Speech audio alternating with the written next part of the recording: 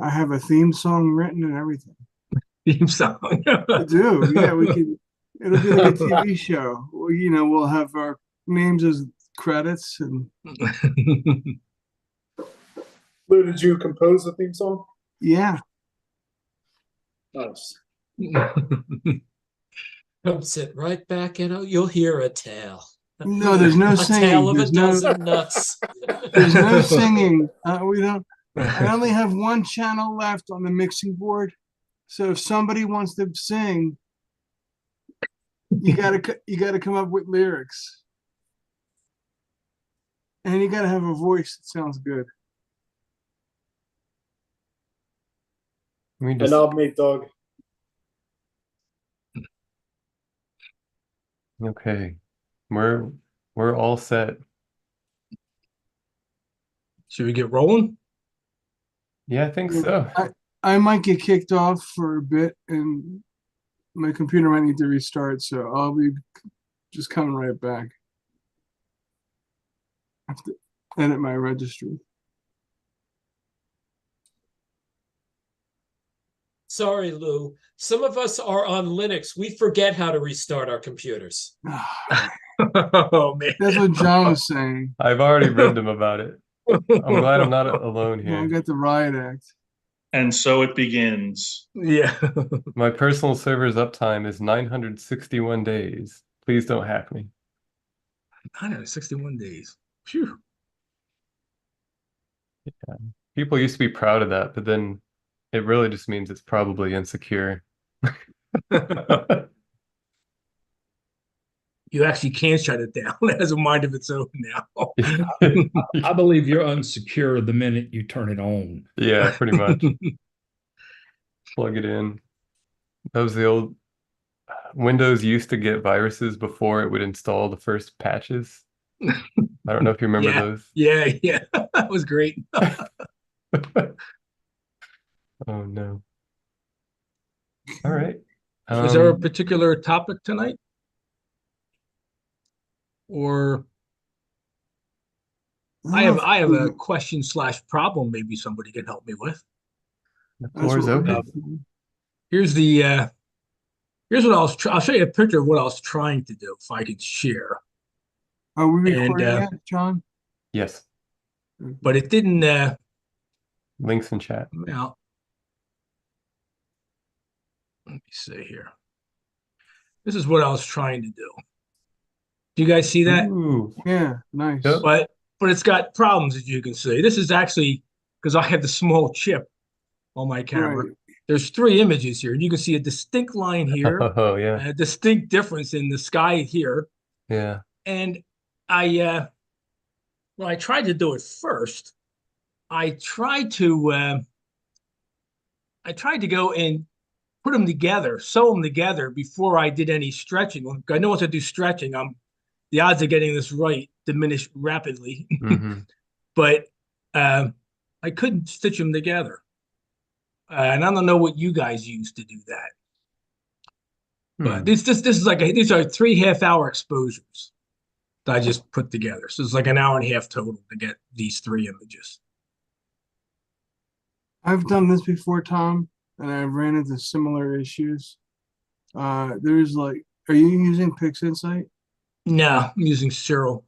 Oh, I tried to see with the well, the planets is no problem. I don't stitch anything together, but with the moon and the sun, I really kind of do it the easy peasy way. I go in the Photoshop and I just say automate merge images. It's done, And I did that really successfully. I've only tried like 7 images at a time. Like on the moon once, I took 7 images to make one full moon, and that worked. That worked fine with that. And with this sort of thing, I want to do everything while it's still in its linear state, of course, because then once I get out of that, it's lights out. But So I have a question.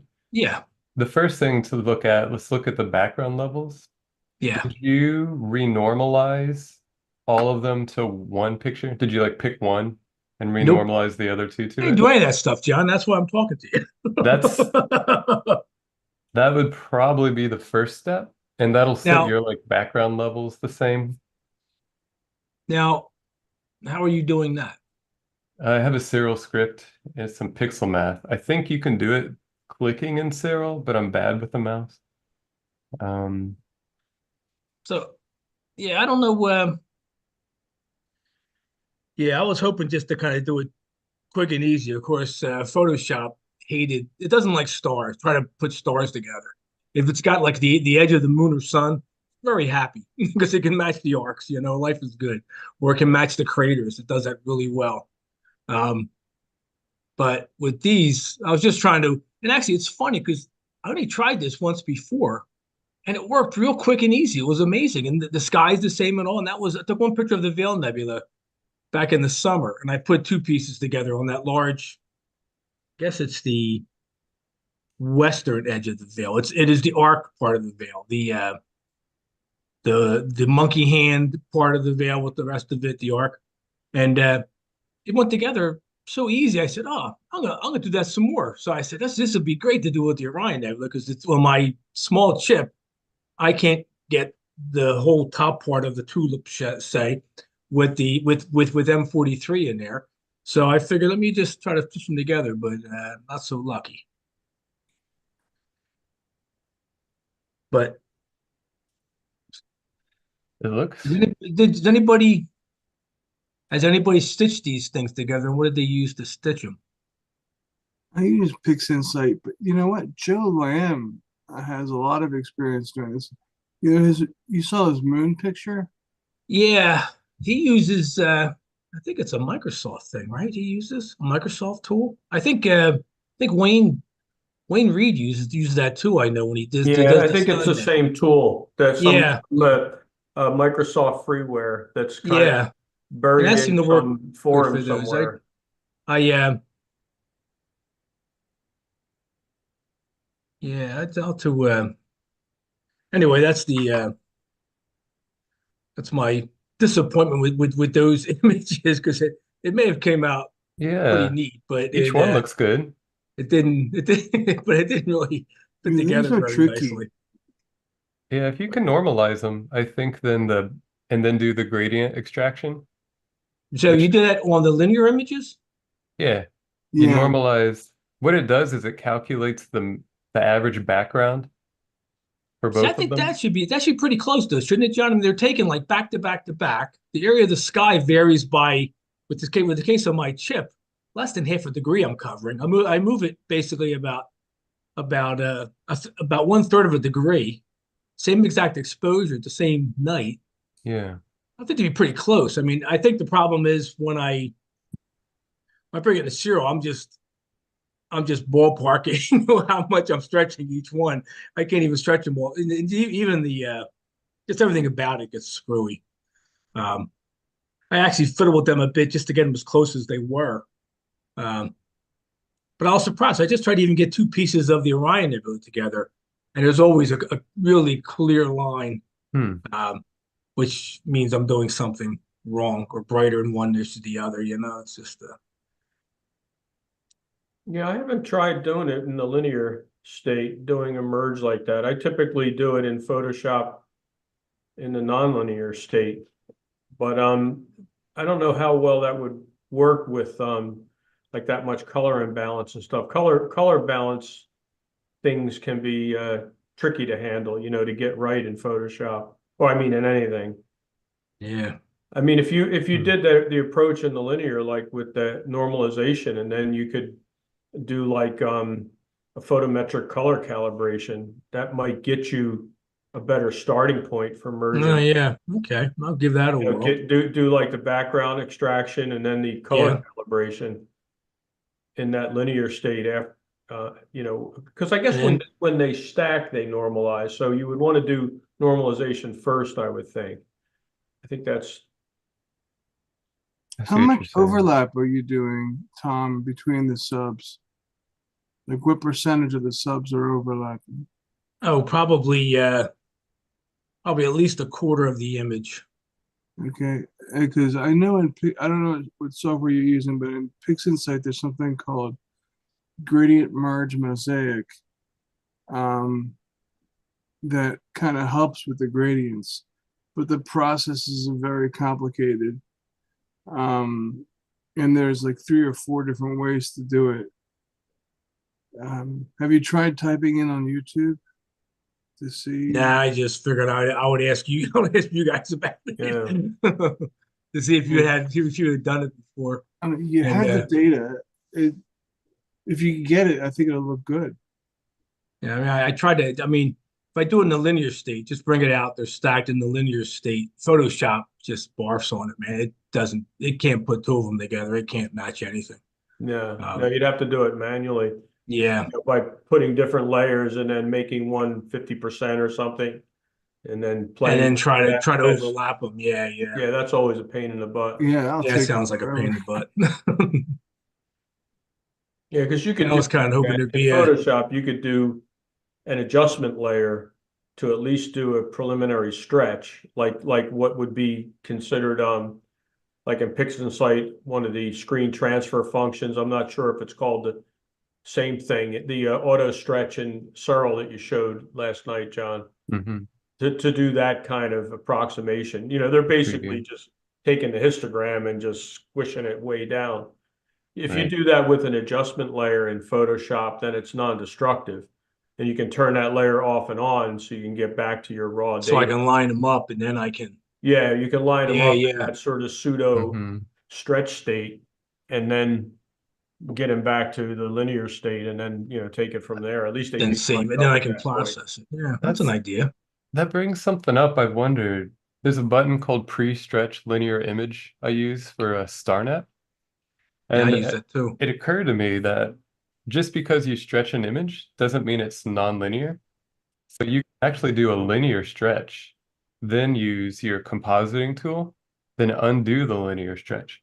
So you just take everything times 10, and that's a linear stretch. And your data is still linear, but it's bright enough that your tool might work. Ah, And then when you're done, you divide it all by 10, and then you can go do your nonlinear junk. I don't know. This is something that occurred to me as an engineer, but I've never talked to anyone about it.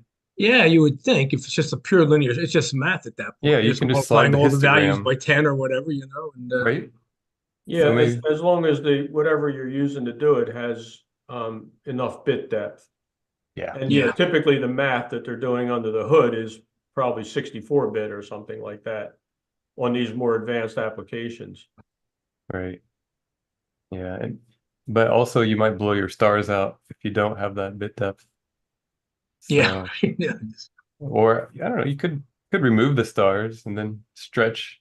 And it's a hassle. Oh my Yeah, it goodness. would Get be a a bigger hassle. sensor, Tom. Yeah, bigger sensor, bigger sensor.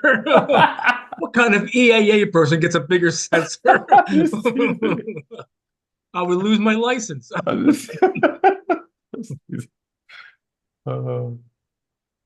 That is always a possibility. I was gonna say that, but I was afraid to. It is too offensive. Tom is struggling. He's really struggling not to go down the rabbit hole.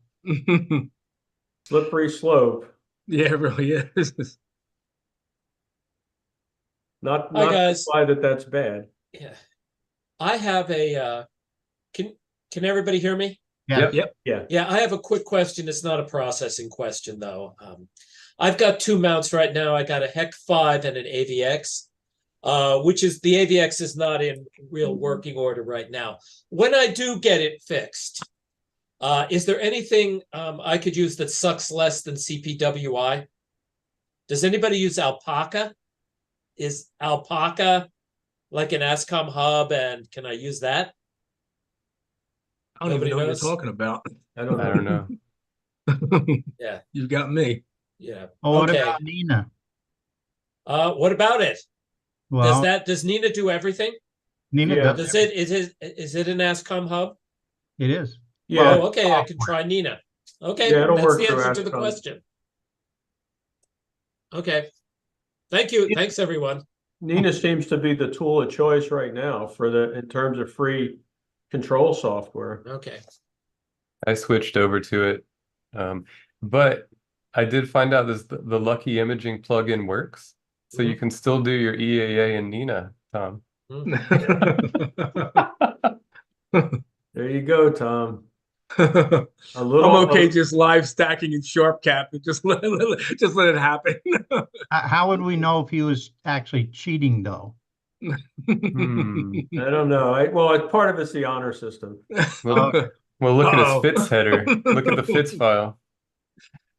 That's Yeah, true. That's true. There are telltale signs. yeah, right. There are some breadcrumbs there. You can Yeah. track me down. Oh boy.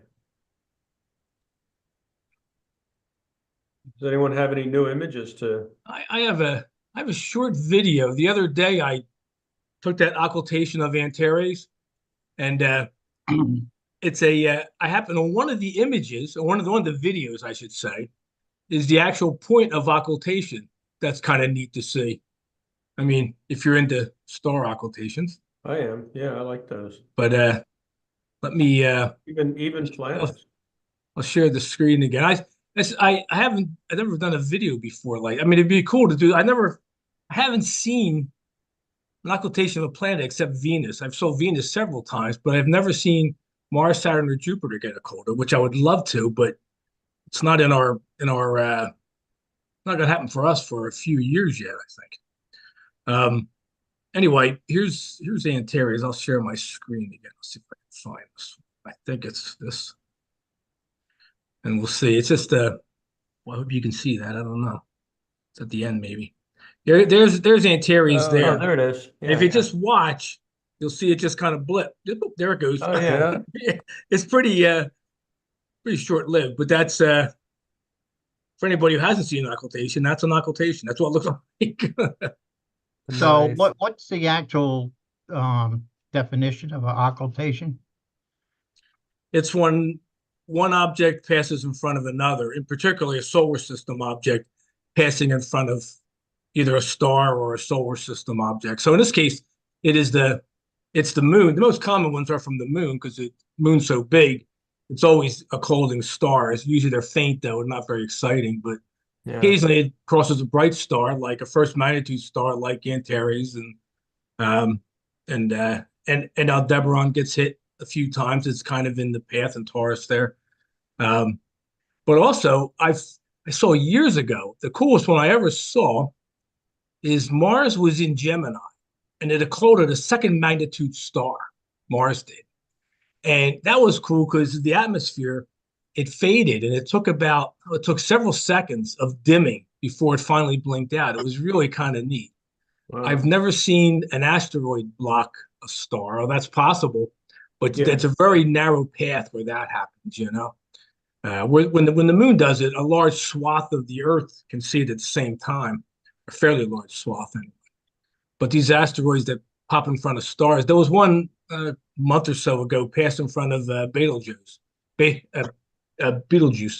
and it was not quite as direct as they thought it was. They expected a pretty big dip in brightness. There was a small dip in brightness, and it was visible here in a small path down in the tip of Florida, but it was cloudy there. And I went online just to see if anybody had it. Somebody in Barcelona or something has a Dob, and he does live broadcasting every clear night on his 8-inch Dob, and he's like the Dob master or something. And he had this, and he was out there. He had a friend out there pushing the scope to keep it on track and on the screen.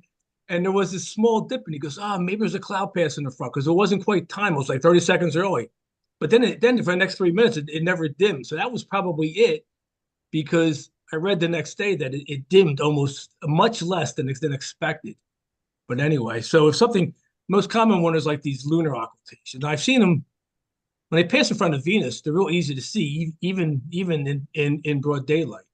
But one from a parking lot during my lunch break back when I was working, it was kind of neat. Put the scope out. It was a nice time. Like, I managed to photograph the occultation, and then, but that's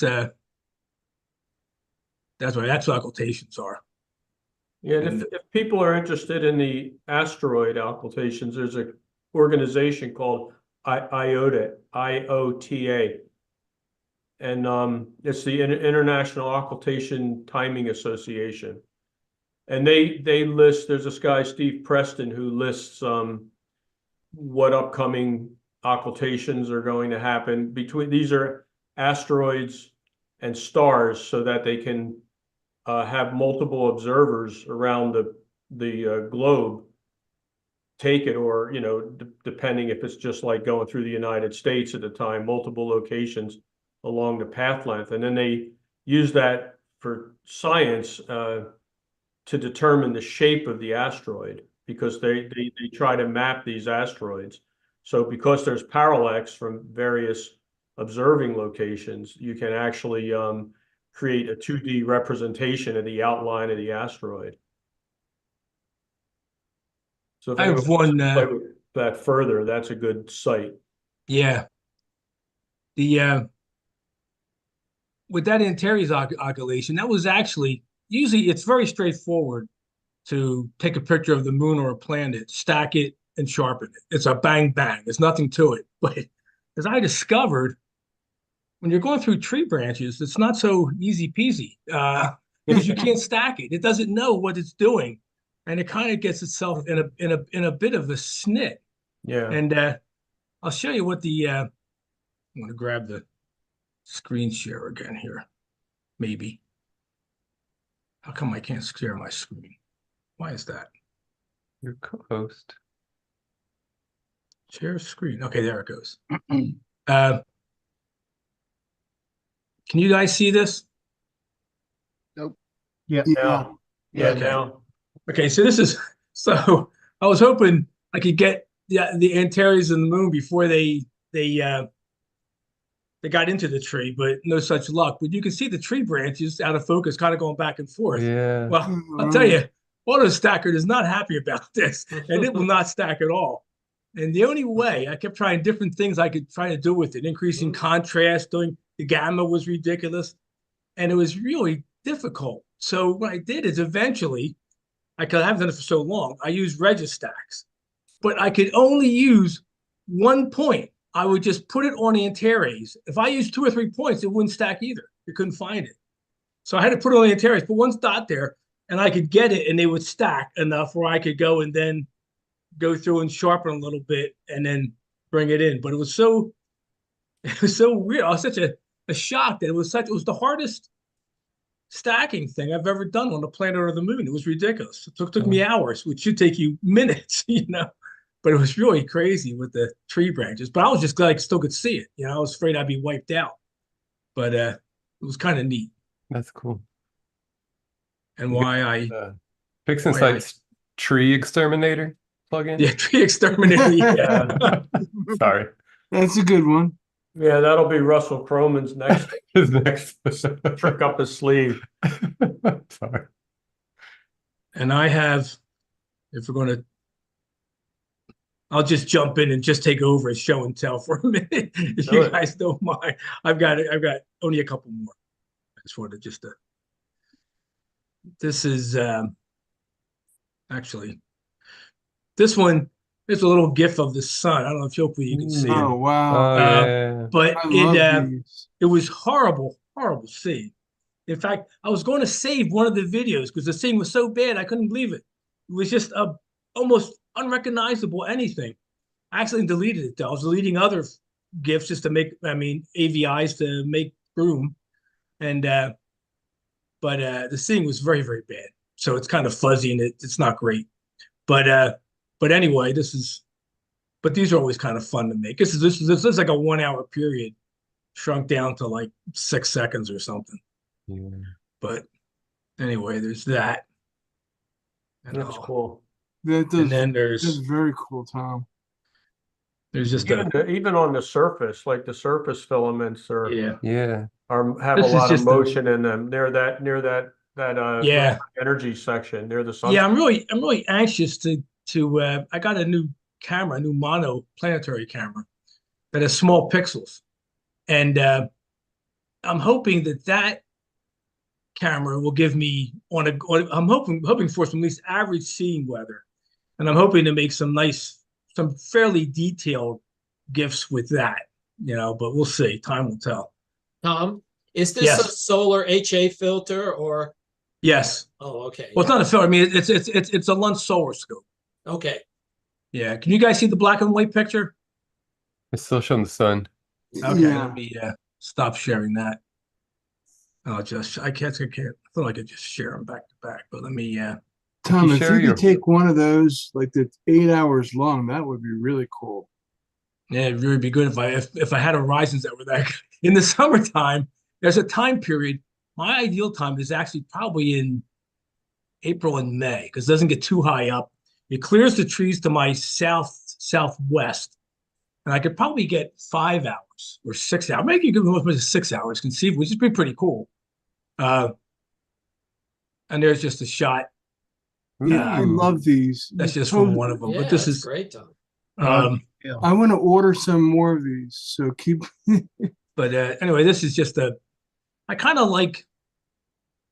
I've always kind of liked black and white anyway, but I kind of like the black and white for these inverted ones versus the color. Although the color I think looks better when it's a GIF. I think it looks better that way. When it's a GIF, I think it's better. But anyway, this is just one of the took a dozen videos probably, and this one was a little bit better. Like I said, seeing wasn't great. You can see there's not that much detail in the prominence. That should be better. There's a lot But, of granulation though. The granulation looks really cool. Yeah, it's Yeah. when you I really I mean it's kind of neat to invert we'll call it the surface part. The it isn't the photosphere, but the part of the part of the chromosphere there that's over the photosphere where it's when that's inverted, the filaments look very 3D to me. You know, you get a lot more 3D. This isn't a particular goal, but it's close to the edge though. You really see this. It looks like it looks like it's really sticking out, like it's really raised above. And when you take a normal, when it's not inverted, it doesn't quite have that look. Yeah, I can see that filament that's on the left in the center. There's a real thin one that's going from it's to the left of the above and to the left of the sun's down one. This here. Yeah. That real skinny one looks very 3D to me. Yeah, they tend to come out. Yeah, they tend to raise up. When they're closer to the limb, if it was clear a few days later and the same sunspot grouping was with all the magnetic fields and all was more towards the limb, that would even be more exaggerated by, because you really exaggerate towards the limb if you have that kind of activity. That's cool. But solar stuff's fun because it's pretty easy, really. It doesn't take nearly as much time as the deep sky. You can really bang out some images pretty quick. Anyway, Very nice. I will stop now. One thing came up while I did some checking. You guys use ASTAP for plate solving, maybe? ASTAP? Heard of ASTAP? Yeah. Astap is great. So Tom, ASTAP may be able to do the mosaic for the deep sky mosaic. I think it's pretty I mean, I downloaded something into SharpCap, so I played solve with SharpCap. Yeah, So I don't SharpCap know- uses it. It'll use Yeah, but ASTAP. there's SharpCap will work on 2 or 3 different ones. I'm not sure I've asked. Astro Tortilla. Yeah. I Oh remember. yeah, Astro Tortilla. Yeah, but yeah, sorry, I'm not sure. I forget which one I have, but Well, you think that might be able to? I just pasted it in the chat, but it says one of the features of ASTAP, which is free, is mosaic building on linear data, apparently. So Wow. I Okay. haven't. I don't know if it'll work. That seems easy though. It's easy to try. That's for sure. Yeah. So I'd be curious too. So, Yeah. Well, thanks. That's good. Okay, I'm all done hogging things up. that was great. No, that's good. It's been kind of a tough period because the seeing has been terrible. Even when it's clear, the seeing has been really bad. It's unbelievable. We've But had a lot of haze too, even on some of the less cloudy nights. It's been that real thin haze stuff. Yeah, I know. Right It's now, clouds, obviously. yeah. It's what the weatherman would call clear, but transparency wise, it is way below average, and it's Yeah, exactly. I'm it's surprised though how much you can still get with even those nights that are somewhat hazy. I don't know if it's the new camera technologies that the sensors are just so low noise and so sensitive, but I'm always amazed, even with, yeah, so am I. It's ridiculous. yeah, it's ridiculous.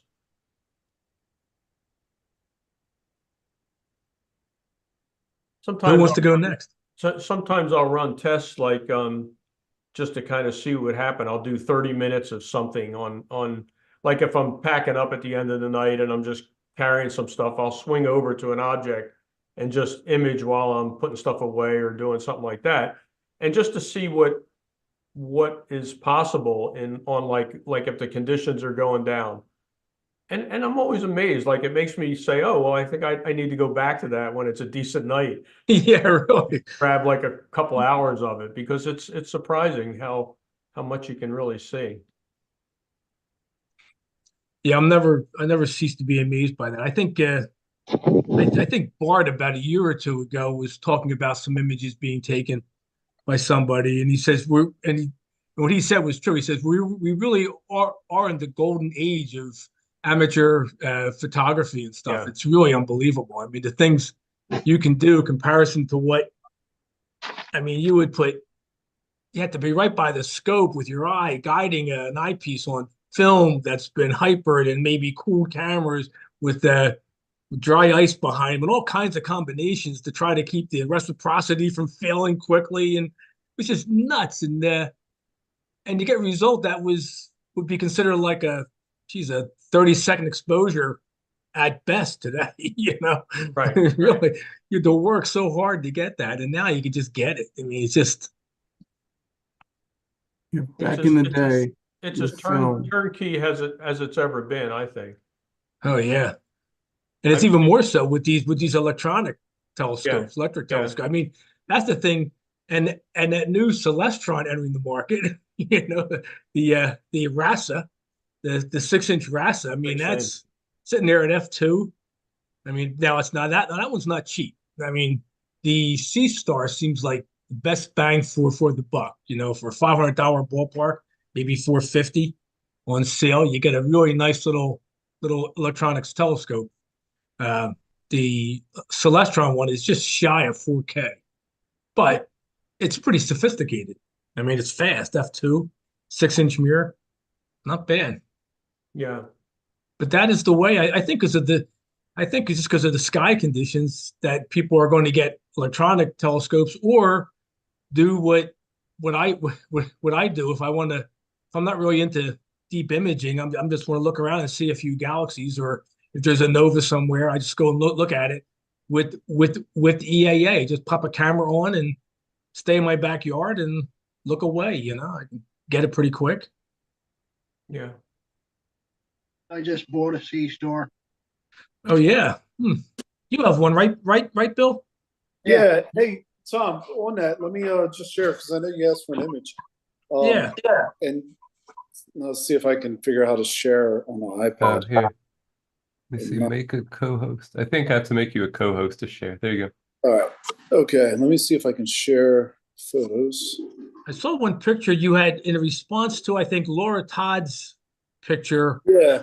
of So the flame. Yeah, took that one. this. Yeah. Yeah. This Oh, guy yeah. is so it's I Nice think field of view. yeah, it's an hour shot. I put it through PixInsight, and at the time I wasn't as familiar as I am with PixInsight, and which has actually dramatically increased over the past week or so. And I finalized the processing in Photoshop and then the Lightroom to clear it out. But for the most part, this is what you saw. Like it was noisier, but this is what you saw. And this is after an hour of shooting here in Bortle 8 with the C-Star. This is the best one I've gotten. I haven't gotten anything that's been anywhere close to, by best, I mean like noise, like I guess to have a moderate amount of noise. But it's still fun. Like, yeah, this is the What is the C-Star. F ratio of that scope, Bill? Oh, I have that written somewhere. I'll get back to you on that, Tom. I don't know. I think Okay. it's 4. Yeah, I think it's F4. Yeah, Yeah, that sounds about right. it's pretty quick. How long were the subs on this, Bill? It's all 10 seconds. 10 seconds. That's amazing. Yeah, And so this it's is from your home, so it's very light polluted area, right? yeah, this is Portal 8. Yep. Yeah. Yeah, that's amazing. Yeah, really. Yeah, it's pretty cool. Like I look at the Sea Star not as a I guess a photography device, but to me it's like an observing aid, kind of like the way you would have a mountain cam or something. So if you're looking visually for something and you just can't find it, especially in a light polluted area, you can just tell the Sea Star to go find it, and then you'll be able to kind of train your eye on what you expect to see. So it's kind of interesting the way it works. You're not going to get like, it's a 50 millimeter scope. So, and I forget what the focal length on that guy is. Pretty short though. That's cool. If it's F4, then it'd be 200. at F4. 200, Yeah. yeah. Yeah. Yeah, duh, that makes sense. It is that math stuff, Bill. It gets you, every time. Every time, Tom. Wait a minute, Bill. I thought you were a finance guy. Yeah. Oh, man. They got formulas for that. Yeah, right. That's what Excel spreadsheets are for. Oh yeah, so that's the best one I've got. And I've tried various other. Let me see if I can just share over. I'm trying to get some of these images off my phone to my iPad. And you can export like a FITS file from that, I guess. Yeah, you can export a FITS. You can export. It comes out as FITS. It comes out as a FITS in JPEG, and you can export as an individual, or you can export as like the stacked fit, or you can export as the individual fits. No, that's good. So you can even stack it in PixInsight or whatever. Yep. If you wanted to do, what like use some of those tools. Right. Or if you had a satellite go through or the weighted something. batch pre-processing and stuff. Yeah, and that's what I did for that last one I showed. Okay. It's really handy to clean up satellites and stuff too. That's one nice about 10-second frames. You get a satellite, you can just blow off those couple of raw frames and restack it, and no more satellite. Yeah, Tom. Usually, it stacks out the satellites, and it will automatically kick out any frame that's got trails on it. So that's pretty nice thing about it. But if you look here, this is an image that has been, I haven't doctored it up in any way, shape, or form. This is right out of the Sea Star, 70 minutes on NGC 2403. And as I was talking before the meeting, because John was saying about we have the rectangular spin. So it's an all azimuth mount, and you can see the rectangular spin over 70 minutes here on the bottom right and the top left, and even the top right and bottom left of the image itself. And the trick is to keep that oval, that circle, set around the actual target. So this is completely undoctored, and it makes out like you can, I'm in Portal 8, and you can see the actual arms of this galaxy. Yeah, it's unbelievable. Yeah. That is one of the coolest things with the using this kind of technology or the EAA type technology where you're looking at these things live is the galaxies. The arms of the galaxies, they all just pop out. It's just like, it's unbelievable. And visually, from a dark sight, I've probably only have seen maybe a half a dozen or so galaxies arms, the arms of the galaxies that were obvious, Mhm. You would never get this. I would never something that was small like this one to be able to see the arms, even with like a 14, 16-inch telescope. Yeah, I mean, visually, no chance. Mm-hmm. But, Yeah, that is always a cool thing when you have, because since even if it's not a real deep exposure, sometimes you get, like you're saying, Tom, those surprise galaxies where you kind of even forgot there was something there, or maybe didn't know there was something there. You're looking at the main target And then you Yeah. have these other little bonus galaxies in there. I just Yeah, it's really neat think when it's that really happens. cool. Yes, it's which is really true in the spring with the Como Virgo group, because that's just loaded. I mean, even visually, I've hit maybe six galaxies visually in one field of view, visually. So you can imagine photographically, if I was on that same field, I'd probably have a dozen. Yeah. It's just unbelievable. Yeah, Yeah. how I they remember pop. Gary's photo from last year, which had how many galaxies were in Oh, it? geez. Yeah, we were Yeah, that looking one at like the there Virgo were cluster. hundreds. I mean, like Yeah, the hunters just 300 get. galaxies or something. Yeah. Yeah, There was about 30 really prominent ones, 30 or 40 prominent ones, and then a bunch of ones that just got smaller and smaller, like a Hubble shot. You have the obvious galaxies, and then you get the more, you can tell it's a galaxy because it isn't star shaped, it's a little bit fuzzy or something. Yeah, a little bit It's long. really cool. Amazing. yeah. But That's my that's what I'm favorite part of doing. the sky.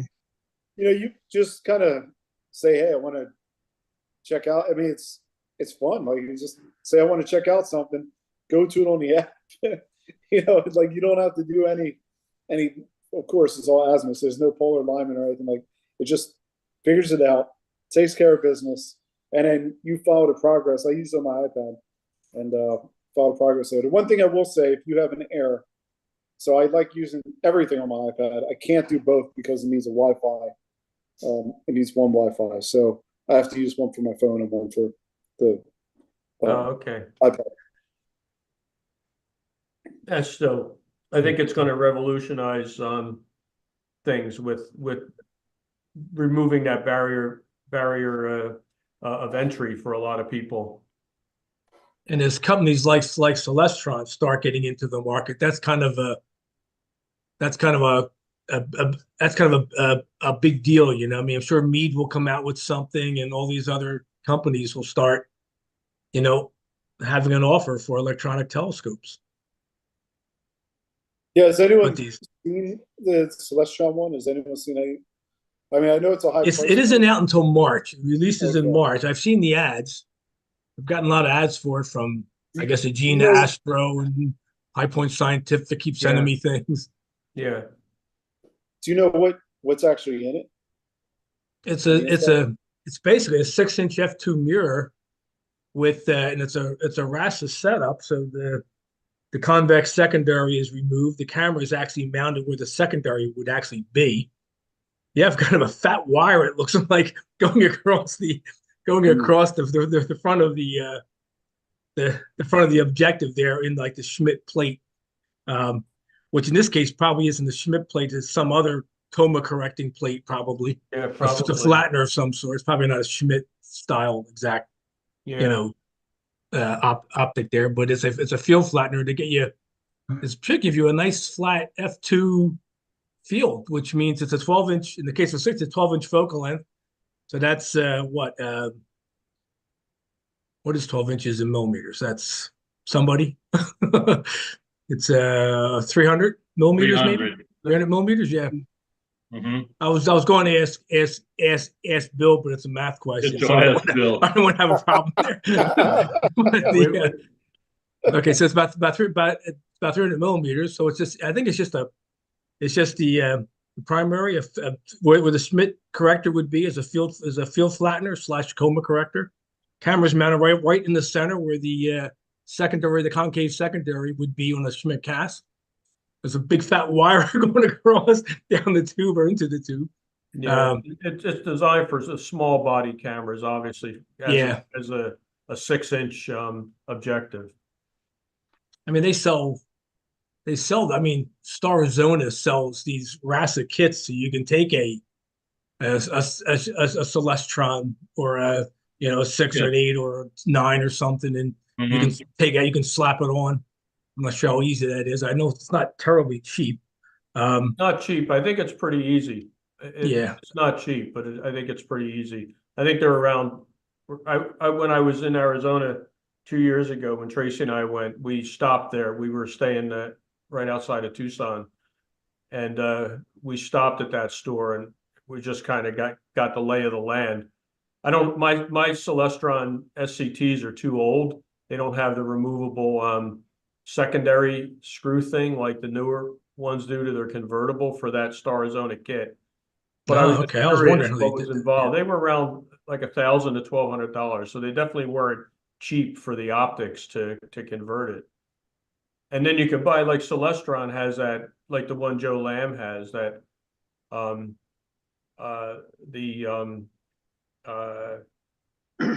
think it's 11-inch I think it's his Rasmus 11. design Yeah, that's that what I is was thinking. convertible. You can use it as an 11-inch SCT, like an F10, or the RASA, F2 or something like that.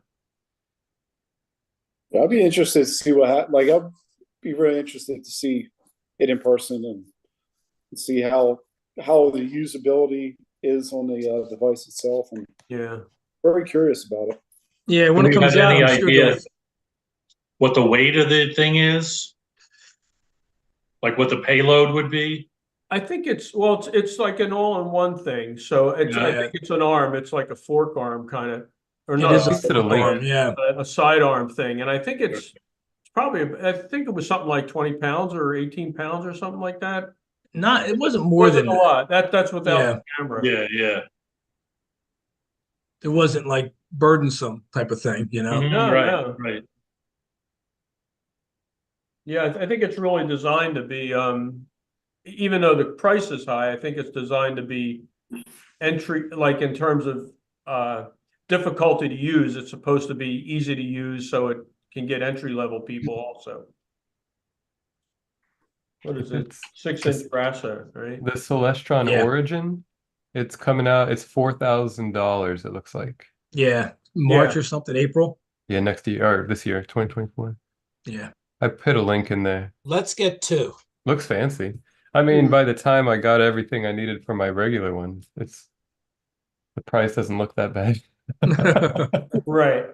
Yeah, you do. I mean, the only downside, I guess, is that the fact that you do have a diffraction situation with the cable.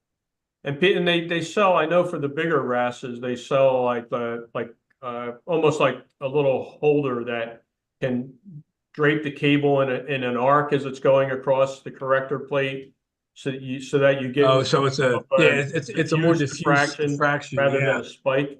Yeah. But that's cool. But it is Anyone the else have future. any new pictures?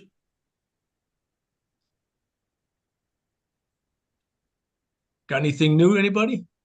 I have a picture Blue? of the sunflower that I was working on yesterday. I'm not too thrilled with it though.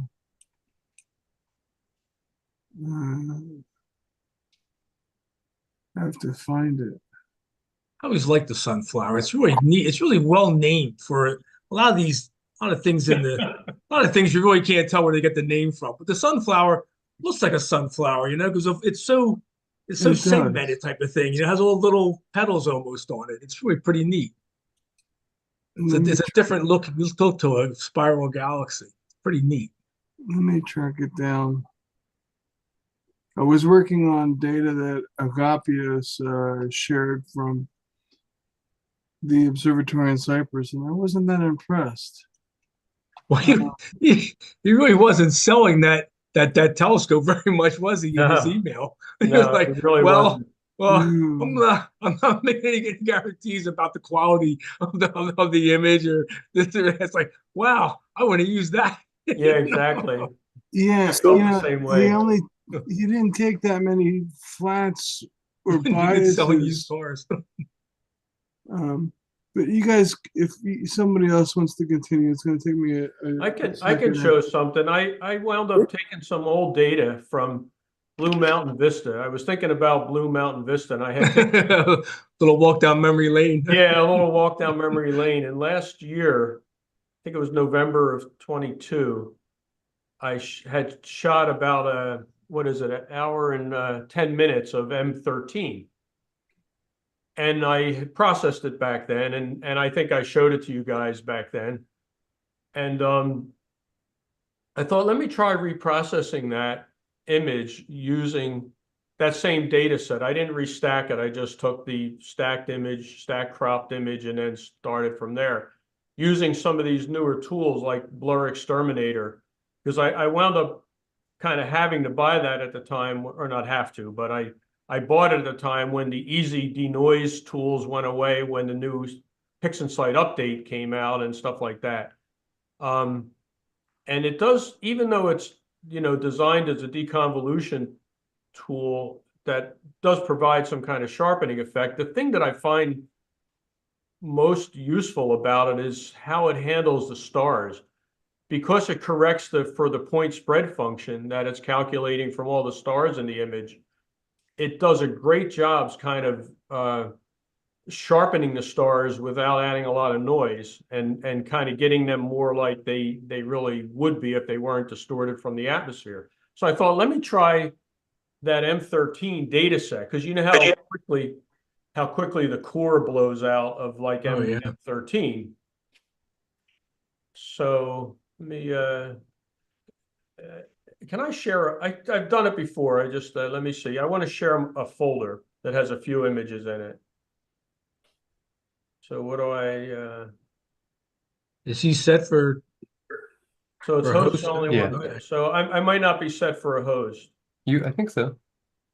You are. You're co-host. Is the Oh, here bottom we of your go. is your Now it came up. Let me see if I Okay, can good. find. So I'm going to go to that screen and I'm going to share that folder. Yeah, we see the whole folder now. Okay, so if I open up this,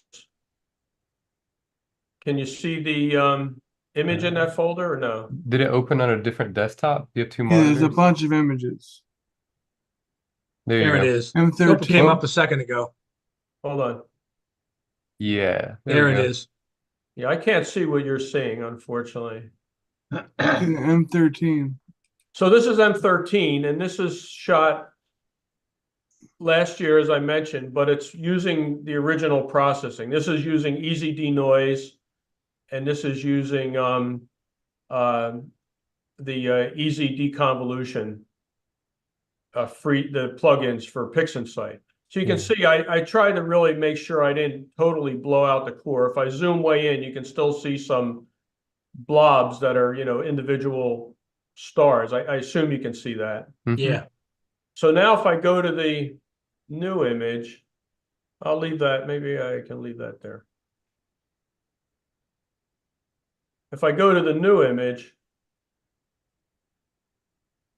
this is using the blur exterminator. Oh, Big You can difference. see how it really retained a lot of that, the individual points for all those stars. And even in the halo, if you zoom in on the halo, you can see that it retained a lot of that outer halo.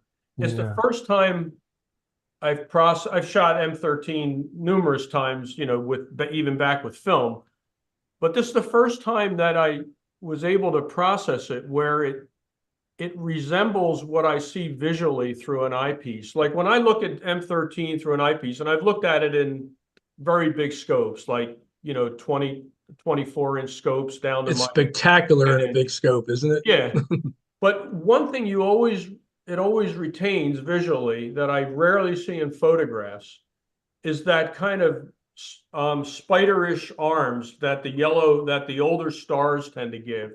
Some people think it kind of looks like a tick. It looks like sort of a spider's legs, but there's these these grouping of older stars, these yellow stars that kind of give that effect visually. And if you look at something like this image, if I go back, can you see them both now? Yeah, we can. Yeah. Okay. So if I go back to this, oh, this is good. So if I go back to this image, I'm going to zoom out a little so they're similar scale. This, you'd kind of lose that effect. It's there somewhat, but here it's much more noticeable. It's more prominent for sure in the new one. Yeah. wow. And that's just using different tools. I tried to do them as kind of apples to apples as possible. Obviously, you know, it's this one, the one on the left stretched a little bit more. I got a little closer to saturation, even though they're not really, if you measure the individual brightness in there, it's probably like 97%. It's not quite saturated. Mhm. And here I stayed a little further away to kind of have that definition in the core. Yeah. See if that might be a similar scale. Yeah, the colors are Kinda more like obvious on that. the right. Yeah. Yeah. So anyway, I thought that was a really cool experiment. Uh-huh. It's a cloudy night kind of thing. It looks like the two are rotated, or one is rotated differently, Gary. No, I think they're the same. Are they? Okay. Yeah, I think it's the same data set. Okay. Yeah, they're the same orientation. Okay. Because you There's can a see little- the okay. bright star here. Yep. Yep. And a little galaxy up on the right. Yeah, this guy, Yep. the little NGC guy. Uh-huh. The other thing I shot was the little dumbbell with the with my C9 1/4.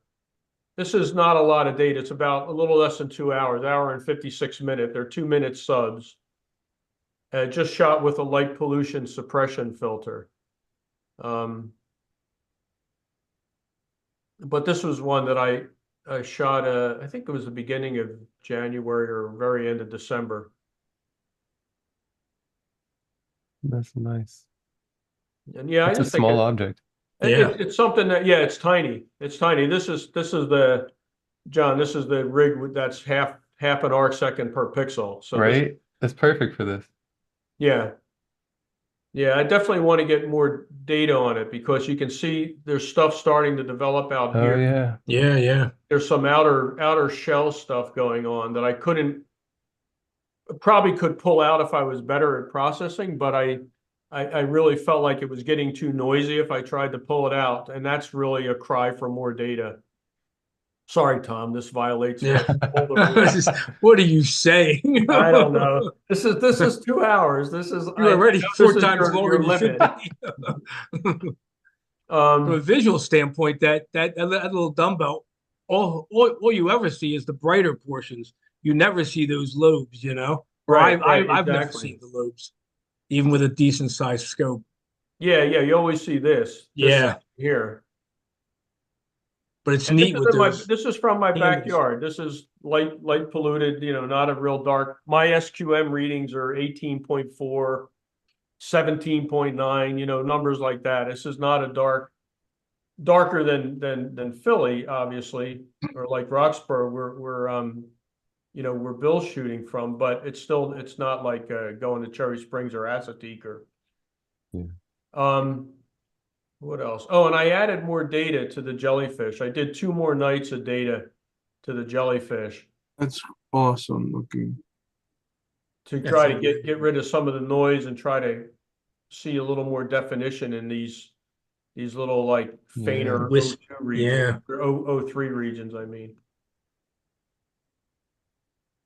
So this is 4 nights to stretch. 4 nights worth of data, 7 hours and 15 minutes. So this is way over the limit, Tom.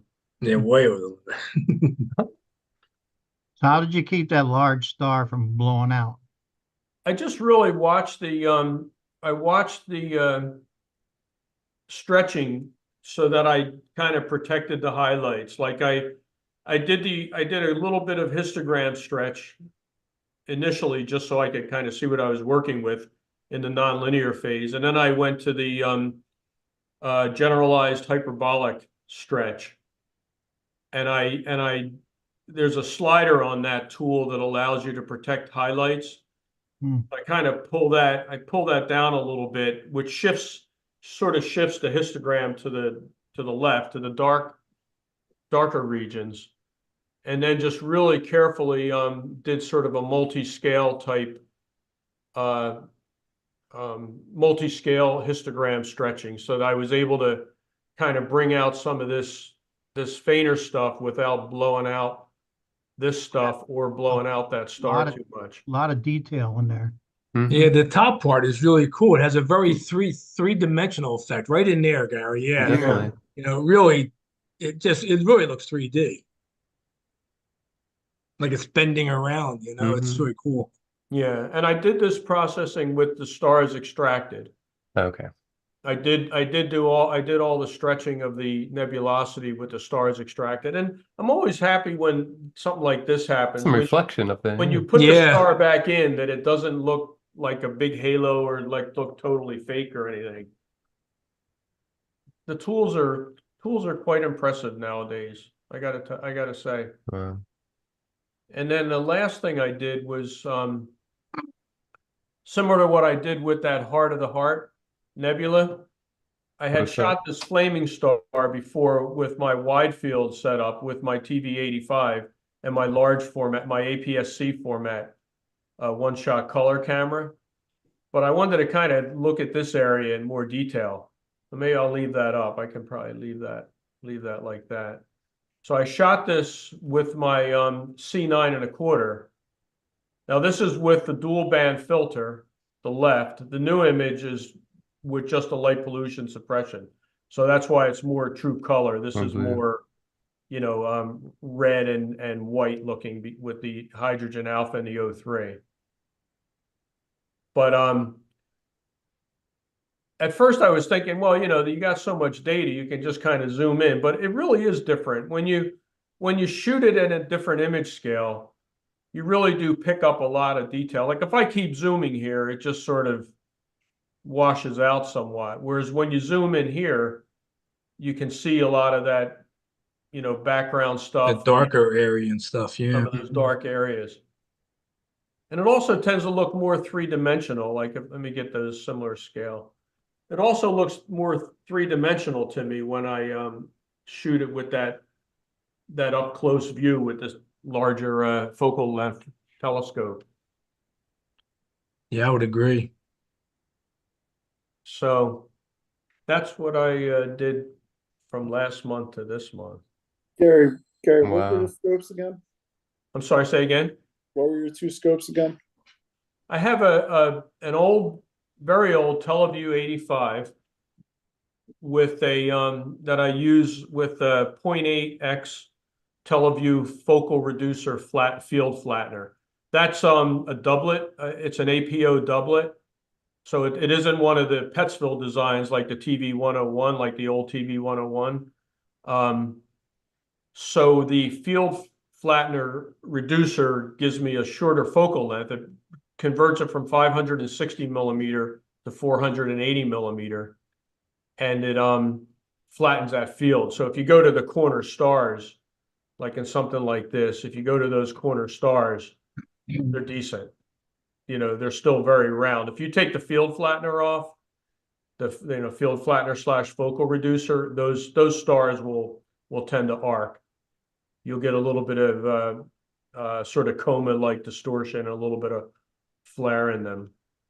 And then this is shot, that's like this one too. This is shot with that same setup. And this is with a dual band filter, but you can see the corner, even the very, very corner. Things are sharp out to the Yeah, corner. they're still round. Yeah. Whereas this is a Celestron C9.25 with a Star Arizona 0.63x focal reducer field flattener. And the SCTs really tend to fall apart. If you don't have a field flattener on them, they tend to really fall apart in the corners with a lot of coma-like distortion and flare. But with the reducer flattener, you can see it does the same thing. It really cleans up those corner stars. The image scale of this setup, the C9.25, is half an arc second per pixel. So it's very much I should say oversampled. Mm-hmm. It's very much oversampled. This setup is 1.6, 1.7 almost arc seconds per pixel. So this is slightly undersampled. And I've been processing them recently using a 2x drizzle with about a 0.85 reduction factor.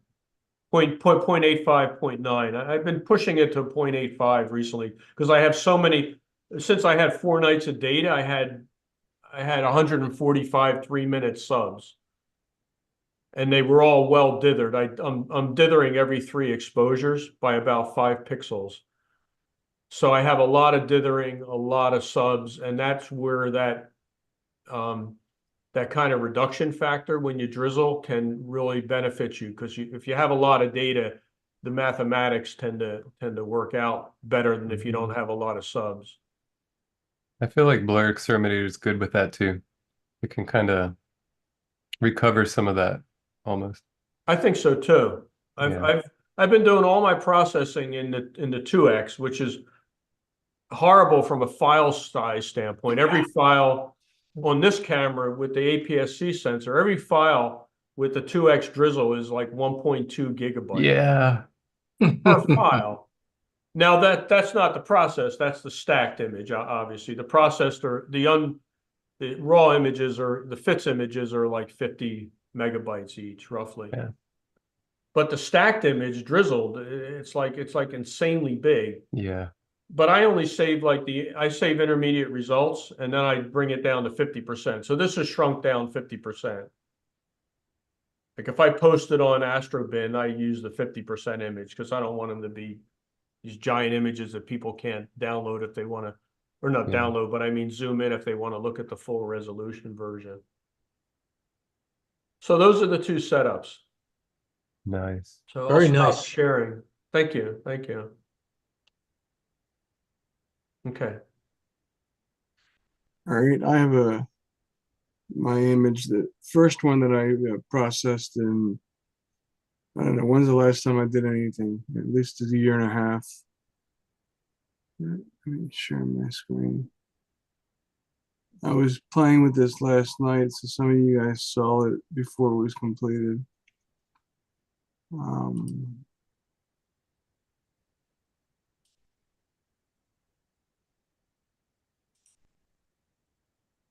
right, so that, can you see that? Oh yeah. Yep.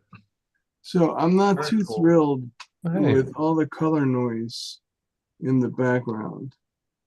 You could see some of it here. There was also a big problem with glare from a star out here somewhere that caused like a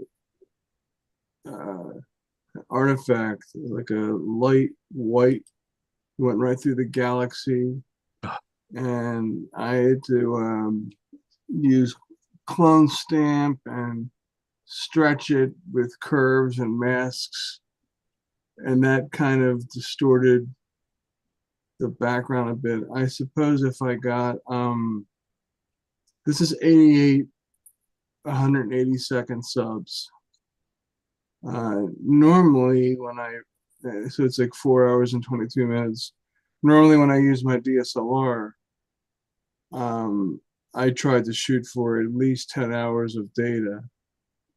But you know, that camera was, quantum efficiency was 30%, and this one is closer to 90.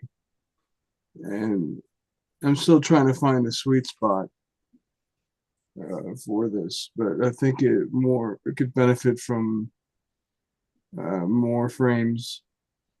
But the good part about having an observatory is, you know, I was able to cover the telescope, and you know, I got one of those silver covers, so it's completely dark in there. So when I was done collecting the light frames, I just went crazy and I collected about 123 darks. So, but I only used the same amount of darks for this as lights, and I used 50 flats. And I found 40 to 50 flats to be the sweet spot. So there's, at least with my DSLR, so there was no noise, you know, detracting from the image when you divided by that. But I had some trouble with PixInsight. There was a pretty severe gradient, and John turned me on to gradient exterminator. Which one was it, John? Graxpert. Yeah, Grexpert. But the problem is PixInsight couldn't plate solve after that. It erased the FITS file. That well, it didn't erase it because we saw all the plate solve data in there, but PixInsight wasn't able to read it. And today, when I turned PixInsight on, I couldn't even turn on WBPP. So I had to do a system restore. I restored it to before I installed Grexpert yesterday. Still the same thing. I brought it back to today. And then I restored it back to a week ago or 2 weeks ago, and PixInsight worked. But since then, I downloaded all the GAIA files, and now they're gone. So if you guys know, I know Gary, you know what a big task that is.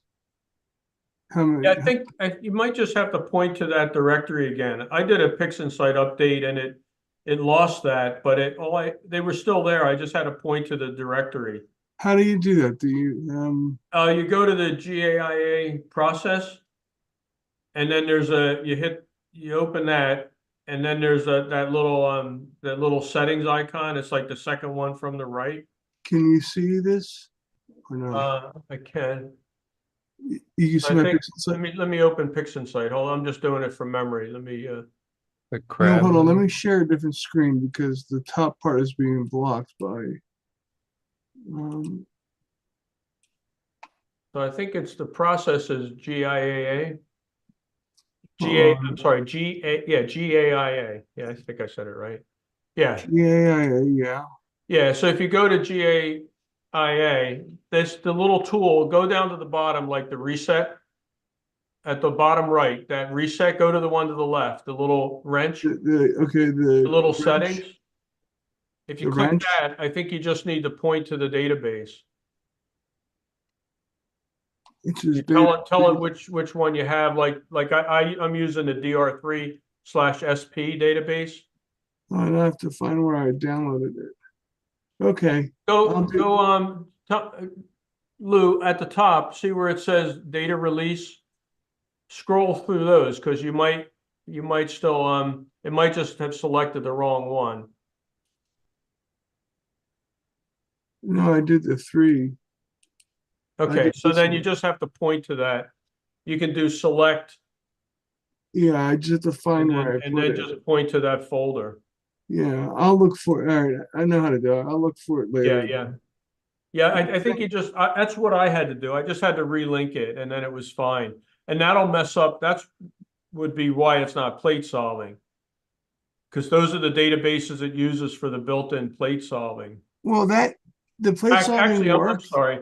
This is for spectrophotometric color calibration. Right. The plate solving worked until I used Grexpert. But when I used, when I brought a Grexpert back into PixInsight, it wouldn't work. When I used any other file that I didn't use Grexpert on, there was absolutely no problem. But did you research? Did you do like a search for the object, like M63 in this case, when you did the plate solve? Because if it resets those parameters in the FITS header, it'll lose the date and time. It'll default to the year 2000. Yeah, well, we checked the FITS header and everything was identical. So we had, I copied the, I made a clone of the object. Okay. And we opened up the FITS header from the old one, and then the one that we imported that was, we manipulated on Grexpert. And we checked the FITS header and it was identical. Yeah, but there may be a flag somewhere or something that says that the plate solve data is in there or not. I'm not sure. I know what you're saying, and I think that it seems like it should work then, but I don't know enough about what they're using to flag what PixInsight's using to flag the file to indicate to the application that it contains the plate solve data. one of the solutions presented on Google was to reinstall PixInsight. And I don't want to re-download all those GAA files. So I have to figure out what directory they got downloaded into and then point to it here. Yeah, that's what you need to do for that. I'm actually, thanks for that. I'm actually too tired to do it tonight. I can't keep my eyes open. So I'm not sure if I'm gonna be able to be on here too much longer. But you guys have been really helpful. How much integration time did you say was on this M63? 4 hours and 24 minutes. Okay. But you see And the this color is shot with noise? the 8-inch Yeah, with the 8-inch and the 2600. Do you see all the color noise on there? Yeah. Yeah, especially when you zoom in. You know, I think that's a function of how many subs I have. I think if I get more data, that should disappear. So you're not using a filter, I'm guessing. No And filter, no. how do you take 3-minute subs? Or is your gain at 0 or something? What do you mean? When I take images broadband, like I'll saturate stars in like a second. But I'm in high conversion gain mode. So I'm assuming your gain is low conversion gain. Whatever the default is, I think it's 100. Yeah, 100's where it does that, where it does the knee and the switch and the curve. Yeah, So exactly. So you're shooting in high conversion gain broadband for 3 minutes. That blows my mind. I don't understand. Well, I mean, you're looking at Lou, you have it's a native F10 with a focal reducer like F7 focal reducer. So Yeah, that's like a okay. big factor, obviously. It's a little bit slower. Okay. Yeah, it's very Slower, It's about 4 times slower than your system, John. Okay. Yeah, That makes more sense. yeah. Yeah. And I found that, you know, especially where I'm at, 3 minutes is a good exposure time, maybe even 2 minutes, depending on the object because of all the light pollution. But if I'm shooting directly, if there's an object that's directly overhead, there's a big figure 8 area that is completely dark. I bet you the SQM there is like 21.9 or something. If there's an object that's directly overhead, I could probably get away with 5-minute subs while it goes across there. I don't have be that dark. I mean, that's like West Bend, Texas or something. Right. Yeah, that's right. 1.9. I mean, that's a really nonlinear scale. But if I'm low in the horizon, if I'm below 60 degrees,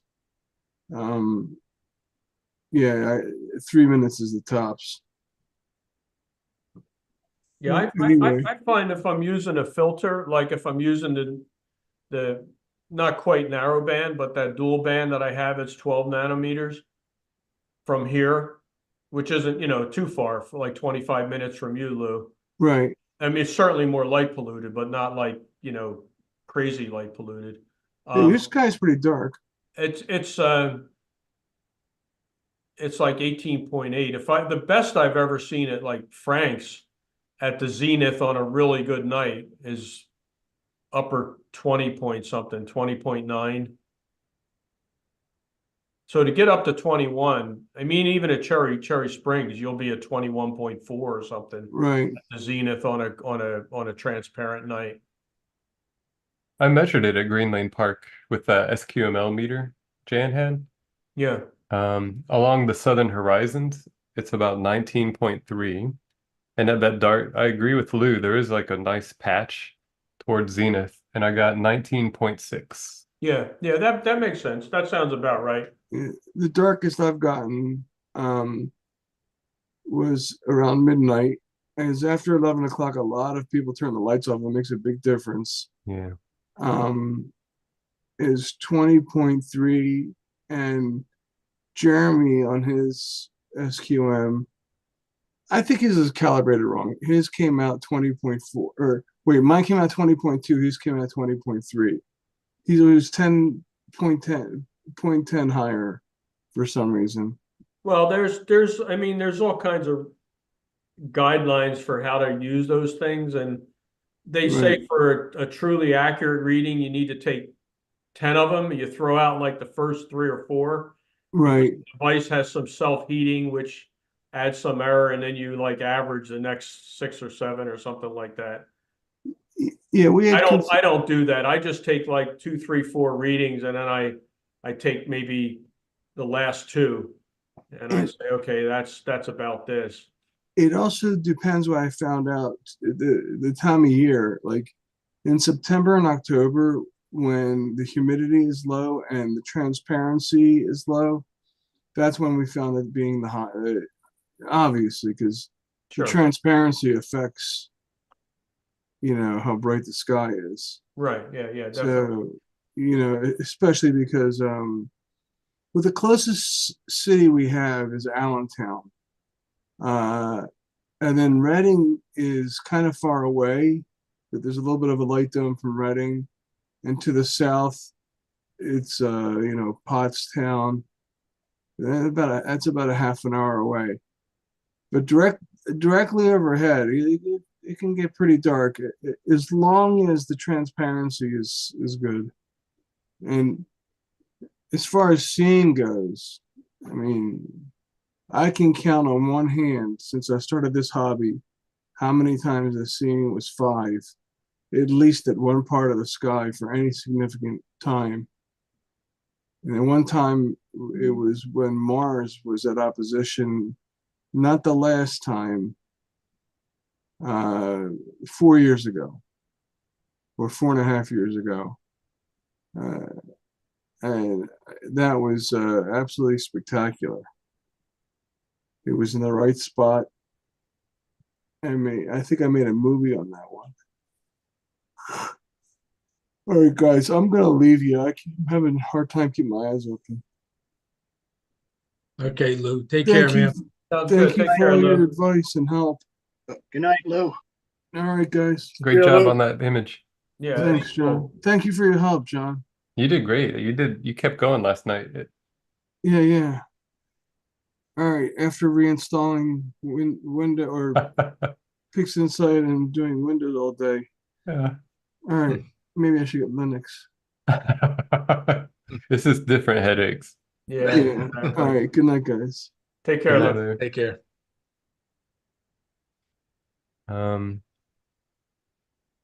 I could show a little experiment, kinda, since I did Orion on January 2nd. That's the last time I really got any data.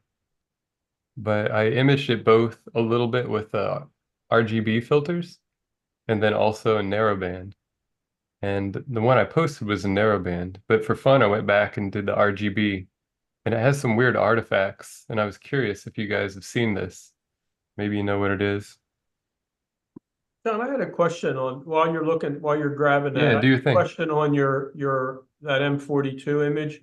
When you processed that, how did you avoid blowing out the core? Did you have multiple exposures, or did you just really be selective with the stretching to not blow out that core, like where the trapezium is?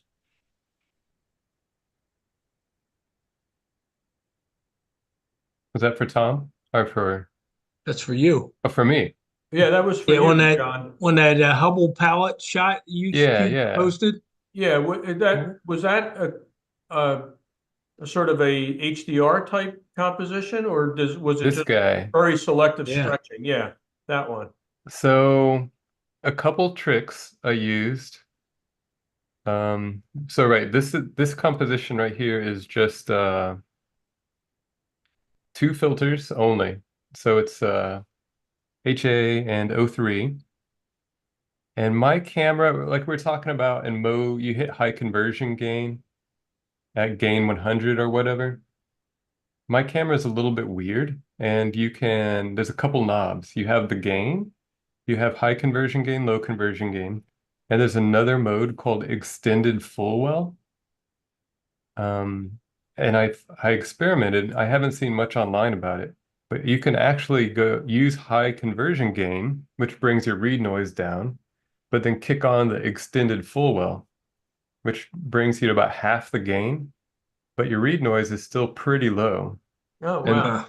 so I imaged that with this, and my pixels were no more than 80% saturated. So when I don't use the extended full well, I'll like this stuff will saturate.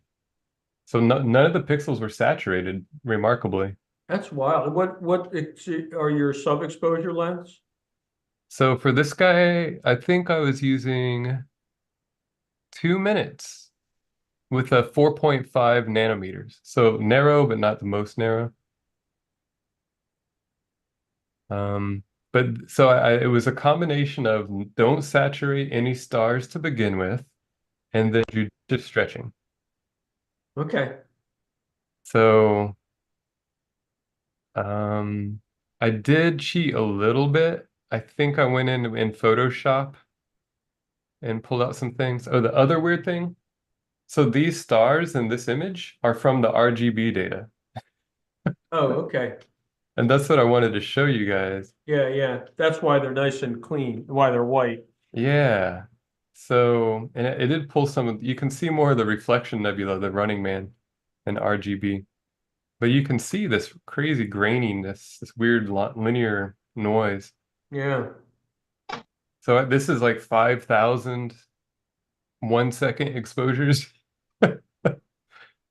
And the reason I'm shooting really fast is because I wanted to get the best full width half maximum.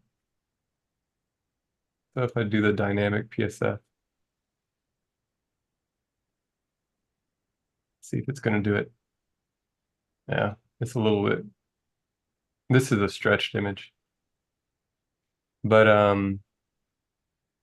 the full width half max is better with the really fast sub exposures. So that's why I used those stars for the color, and hopefully they were a little bit better full width half maximum. But yeah, I don't know where this noise is from. It could be that with the extended full well and the read noise is too high. I think it's around 1.7 E. Yeah, it's weird. I mean, it looks like a pattern noise, but it's Right? Yeah. That's what I was thinking. yeah.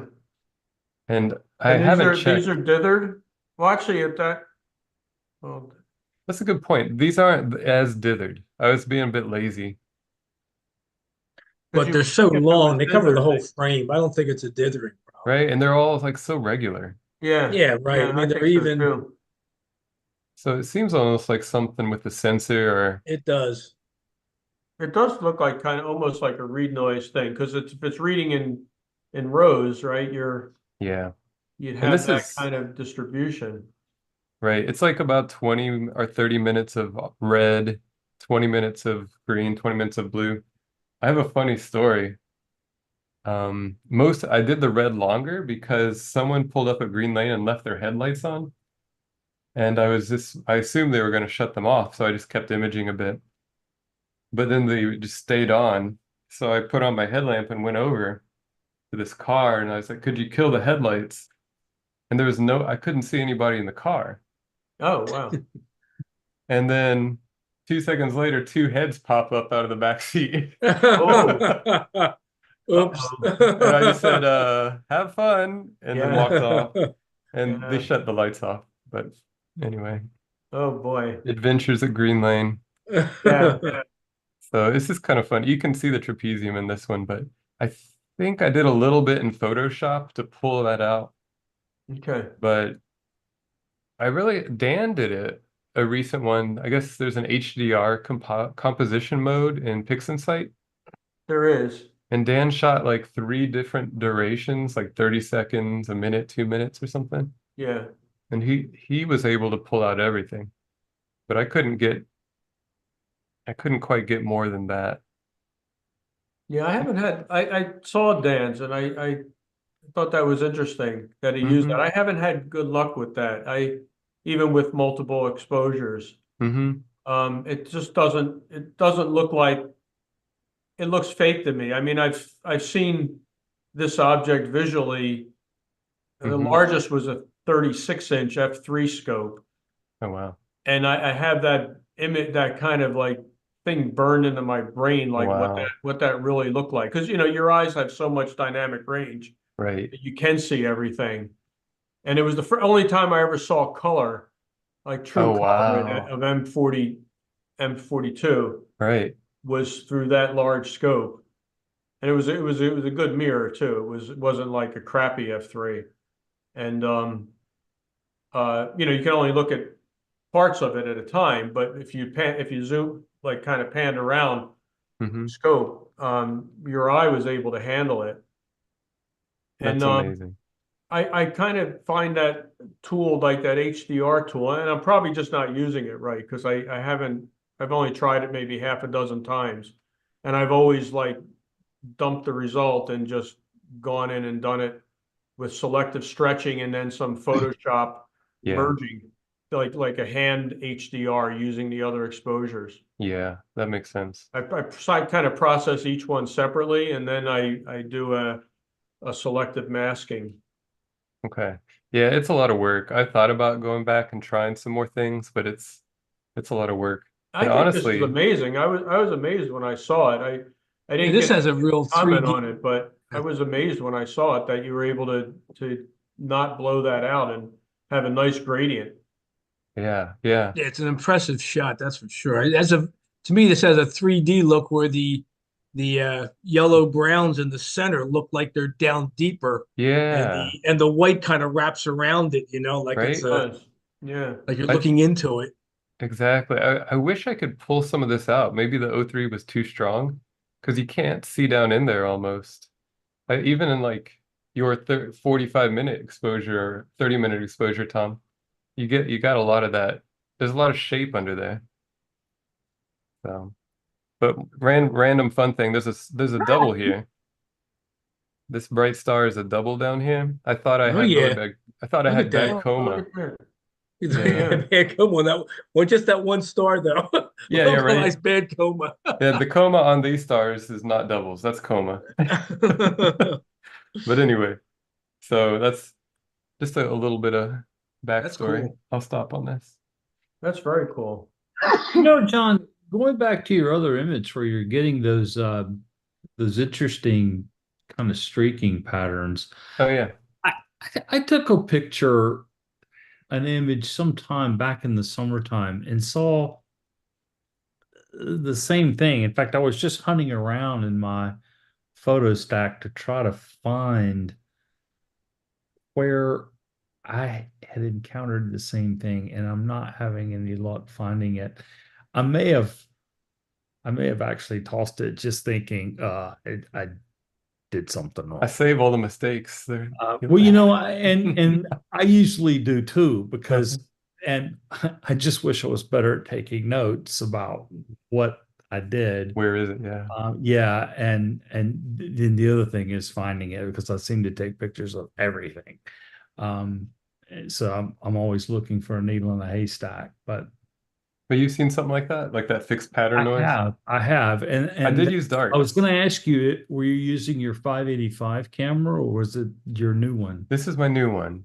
Oh, okay. And I did match the darks with the same settings of the camera, because you can get fixed pattern noise if you have darks from like low conversion gain Yeah. and use darks in the high conversion stuff, like you get different patterns. So I tried that. I never shoot lights. That's too hard for me still. So Lights are or flat. I'm frustrating. sorry. Yeah, that'd be pretty impressive. I don't shoot flats. Thank you. Yeah. Do you have any dust bunnies? They're helpful. It's The something flats that's just I vex me. find worthwhile doing. They are. I found the best way to do that though is with a damn t-shirt. That's what I use. I Yeah. use an old white jockey. It's an old white t-shirt. Yeah, it's you put a rubber band, and I've also discovered that you really need to make sure that you I'm using a double layer, right?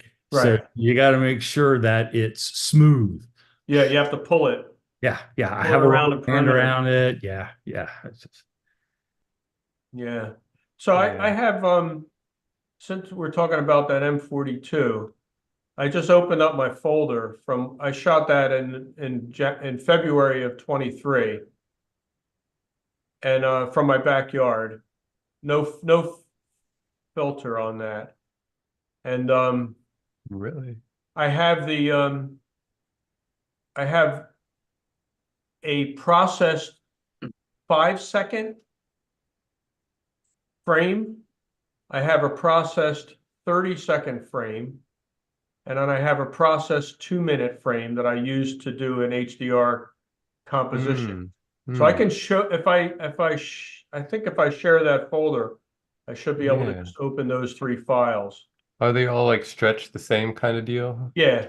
Oh, cool. Yeah, it Yeah, looks they were all as apples to processed as Yeah. apples to apples as I could. Right, I know what you mean. And then using that, so let me see if I go to, where am I now? So screen 2, and I want that. I guess it's going to share the screen.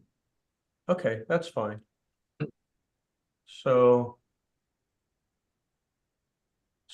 you see a folder there now, and then can you see an image? Oh yeah, there it is. Why doesn't it show me? It shows me like a little version of what you're seeing, and then it goes away. Oh, there it is. I just had to reopen it. Yeah, the So fish's mouth. this is 32 5-second exposures stacked and processed. That's the whole shot. Right.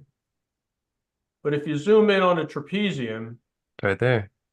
you can see it, and then obviously, all the detail all that texture that's in that area. Right. This is, I'll make it apples to apples. So that's that. Let me get rid of this. Hold on. Get that out of the way. That's the 5-second. This is the 30-second. Processed the same way. So you can It's see already. that Yeah, it's section cool. there, if I zoom in, how that's blown out compared to that. Right. And then this is the 2-minute. This is 122nd to get some of this outer stuff. And that, And no filter. obviously more is blown out. Yeah. So I didn't stretch these to the point of not blowing out the core, because I knew I had like this to go to. Yeah. To get that trapezium area. But just, I kind of was, as you were showing it, I was thinking like, what did it really look like if I had it when I did these different exposures for the HDR? And I don't think I have a version done with PixInsight with the HDR. Let me get back to that folder. No, I don't. Yeah, so they're all. So I guess this is the combined one. So how That's this the only works. method I've heard of, really, is what you're saying. We somehow like combine those or blend them, and Yeah, so I probably need to pull this to the other desktop, because I think I'm sharing that second desktop. yeah, we see a bunch of files right now. Yeah. PI proc. Yeah, no, I don't have that. I don't have that stacked here, I don't think.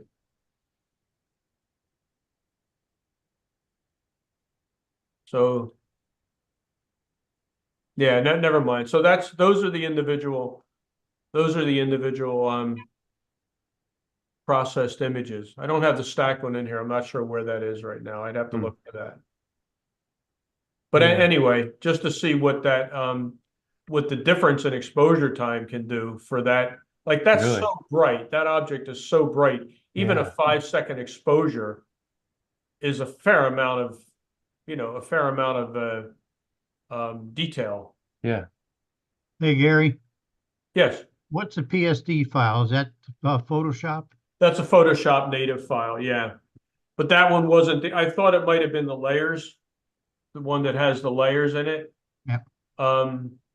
Let me see. I should have that in my finished. Oh yeah, then you can blend them. Yeah, let me see if I have it here. M42. 1 second.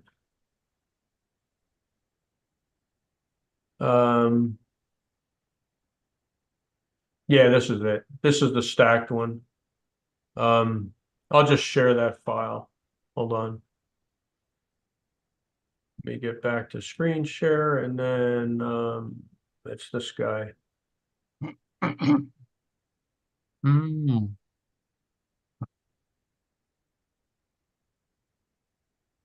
So that's how come I can't move it? Where's my bar? There it is. So this is done in Photoshop. That's the three of them layered together in Yeah. Photoshop. And the difficult thing that I like your technique better, John.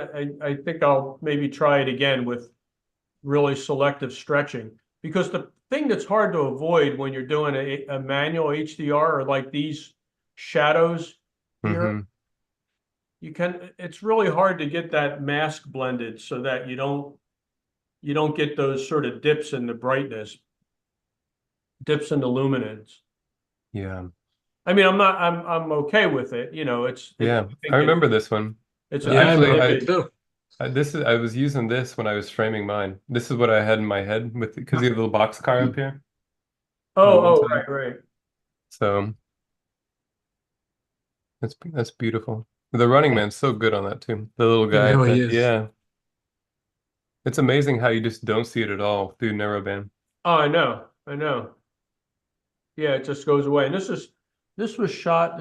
I don't think I even had the light pollution on this. No, this is just the internal IR filter Right? from That's my awesome. backyard. So the SQM that night was 19.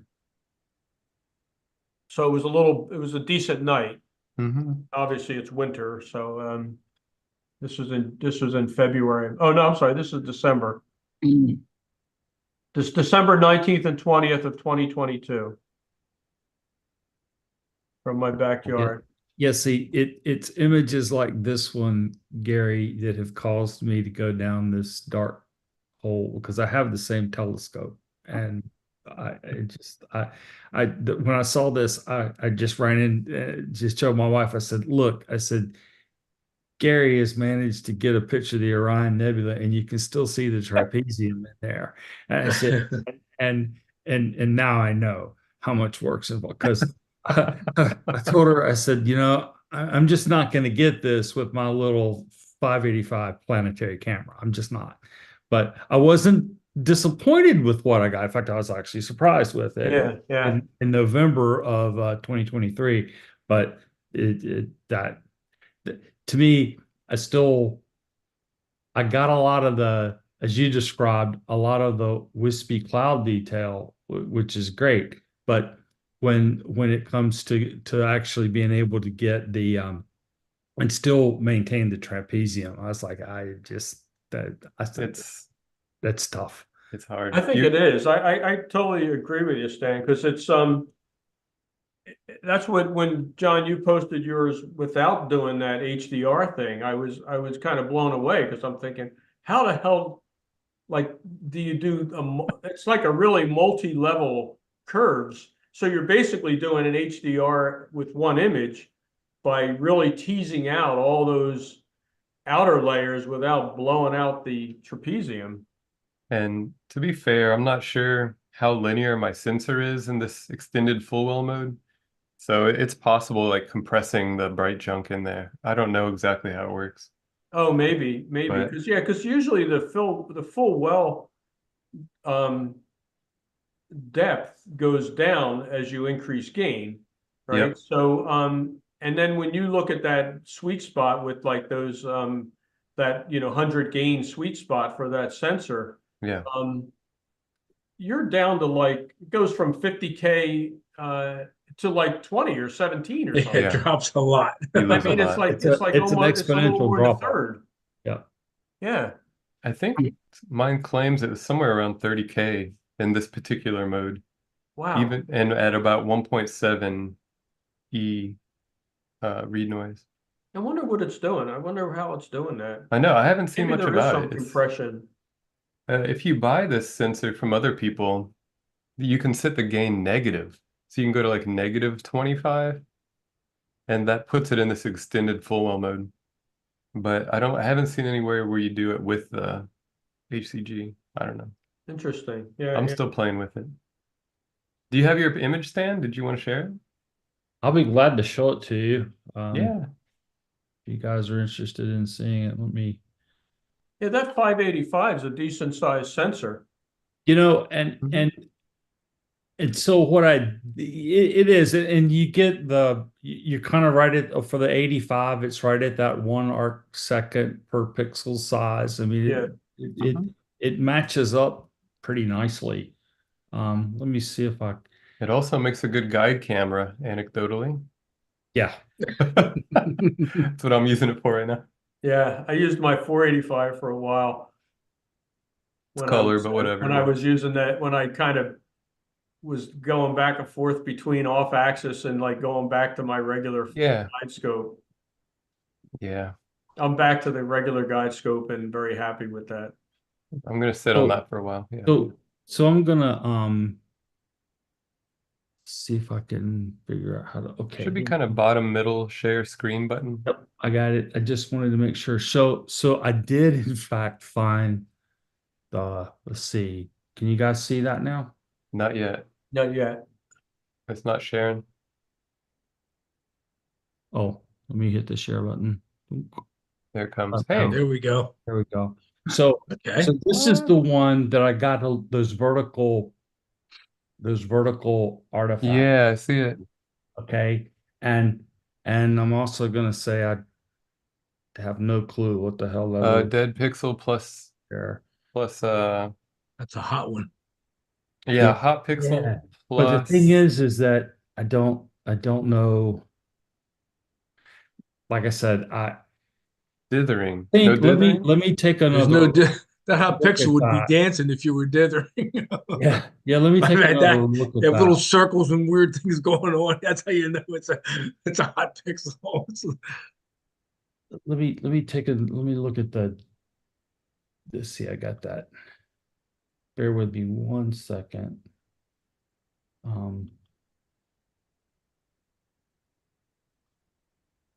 I have some of those pixels in mine too. So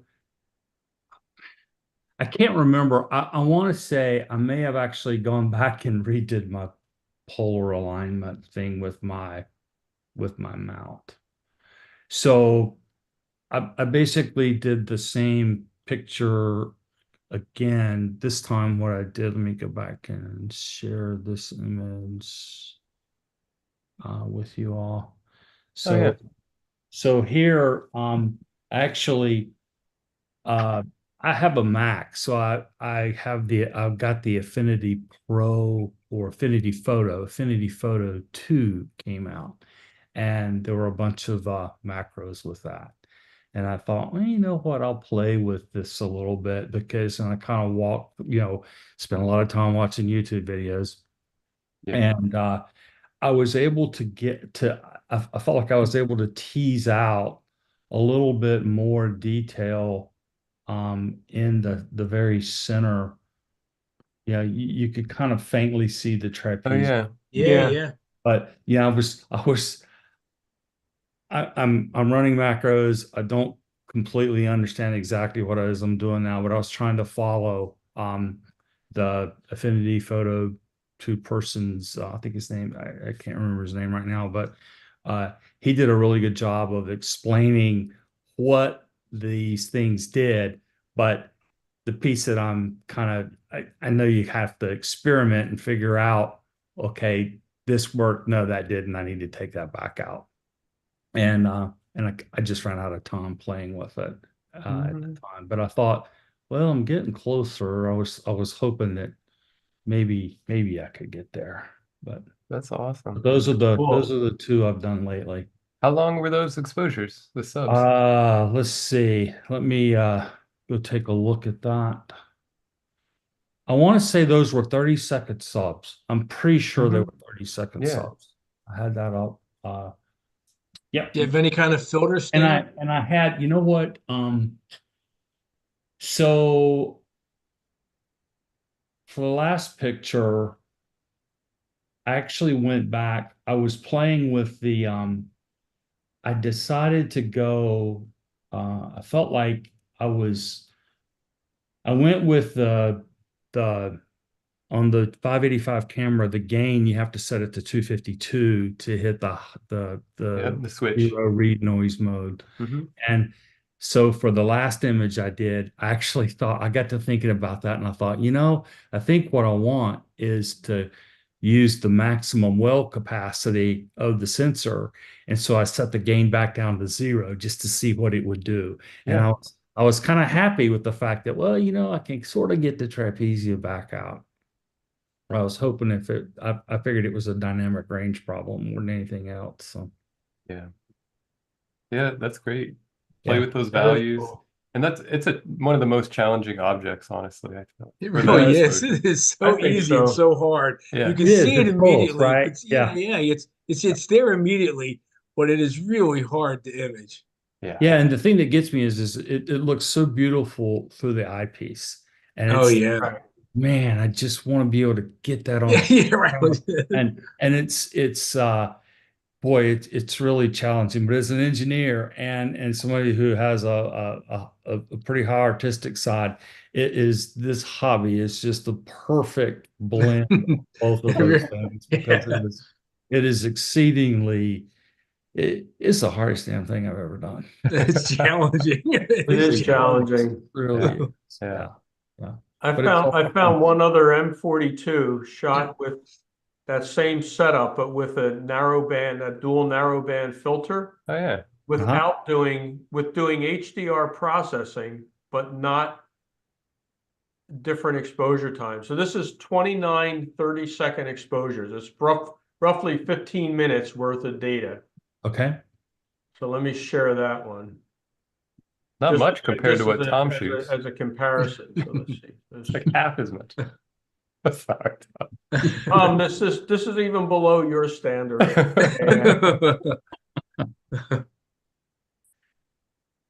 Let's see. I want to see what I'm. Okay. So this is not composited. So you can see the core, the trapezium is still in there. Oh yeah, there it Yep, is. there it is. Now, because it's dual band, the running band is Yeah. kind of weird. Blows away the reflection. Yeah, it blows away all that stuff, all that blue stuff. I think there's a lot of sulfur too in there too that won't be in there. Let me zoom in a little bit just to show the structure. So this one I think would be, if I stuck with 30 seconds and just like did what you do, John, Yeah. like 200 exposures or something like that, Right. or whatever, I could probably get more of that faintness out here. Yep. 30 And seconds. then if I take the filter off, which I would prefer to do, maybe just use a light pollution filter or something, so I have more true color. I could even probably bring the exposure time down to not blow that out. Yeah. There's good texture in there. Yeah, and this isn't tweaked too much. I don't think there's no deconvolution on this or anything like that. It was just kind of like an experiment. Yeah. Because I didn't have much data. I thought, let me just see does it blow out? Does that core blow out? Anyway, it's interesting. I think like you're saying, Stan, it's just one of those things that seems like it shouldn't be that hard, but it's like really difficult to get a good M42. And like even most of the ones that I see out there, sometimes they just look overdone. They look fake compared to what you see with your eyes. And it's hard to get that realistic looking. I've never really accomplished it. I don't think I've ever done a M42 that I'm happy with. Yeah. I can absolutely see that. In fact, I just noticed that when you mentioned light pollution filter, I actually did take another one of it. In fact, if you guys want to see that, let me show you that one right quick. Yeah. And because I got to thinking, I thought, well, when I use the light pollution filter, I thought that I got I was really thinking that I had did a little bit better. Let's see, desktop. It'll take some energy out of the stars, which will let you shoot a bit longer before you saturate. Yeah. Yeah, so there you go. So I was actually able to get a little bit more of the trapezium visible in the dead center, but I felt like I lost a lot of detail out on the edges with it. But yeah. And I felt like I got a lot of star bloat out on the edge. I felt like I had a lot of weird stuff going on there. Is this with the TV85? This that same Yep. setup and the 585 camera? Yep, with the 585, and I'm also using the I don't have it in my notes, but I believe I was using, you know what, I may not have had my I may not have actually been using the I've got the focal reducer, the 0.8x, to get it down to 480 f4.8. Oh, okay. Yeah, yeah. I don't remember.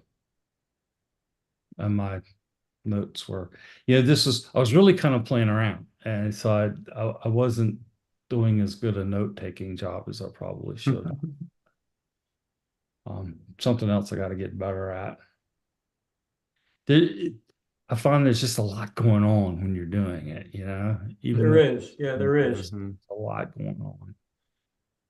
I found that I did the free Astrobin thing, and then for Christmas, Tracy got me the more, you know, the subscription so I could go above 10 images. And I found it, and I don't use it as much as I have way more images than I posted, but what I find is that it's a great tool for culling that information together, that like what was involved in doing this, because it works like almost like in a preset manner, where once you have like an optical camera setup, you can store that as a preset. And then it has, it kind of asks you, you know, well, when did you take this? So there's a calendar thing, and then how many flats, if you want, you don't have to put in any of it other than the image and the name of the image.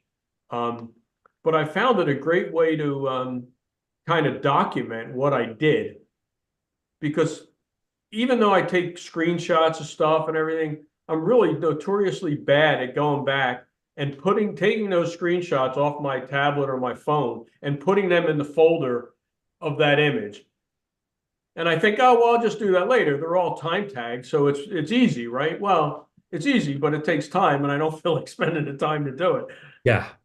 That's kind of that's the not so fun part of it. Right. And the That's a great idea. I'll look into doing that. Catalog. Oh, you do a good job, Gary, of organizing, because I still don't have a system. I've got things everywhere. I have to come up with some kind of a good system. I did it based on camera.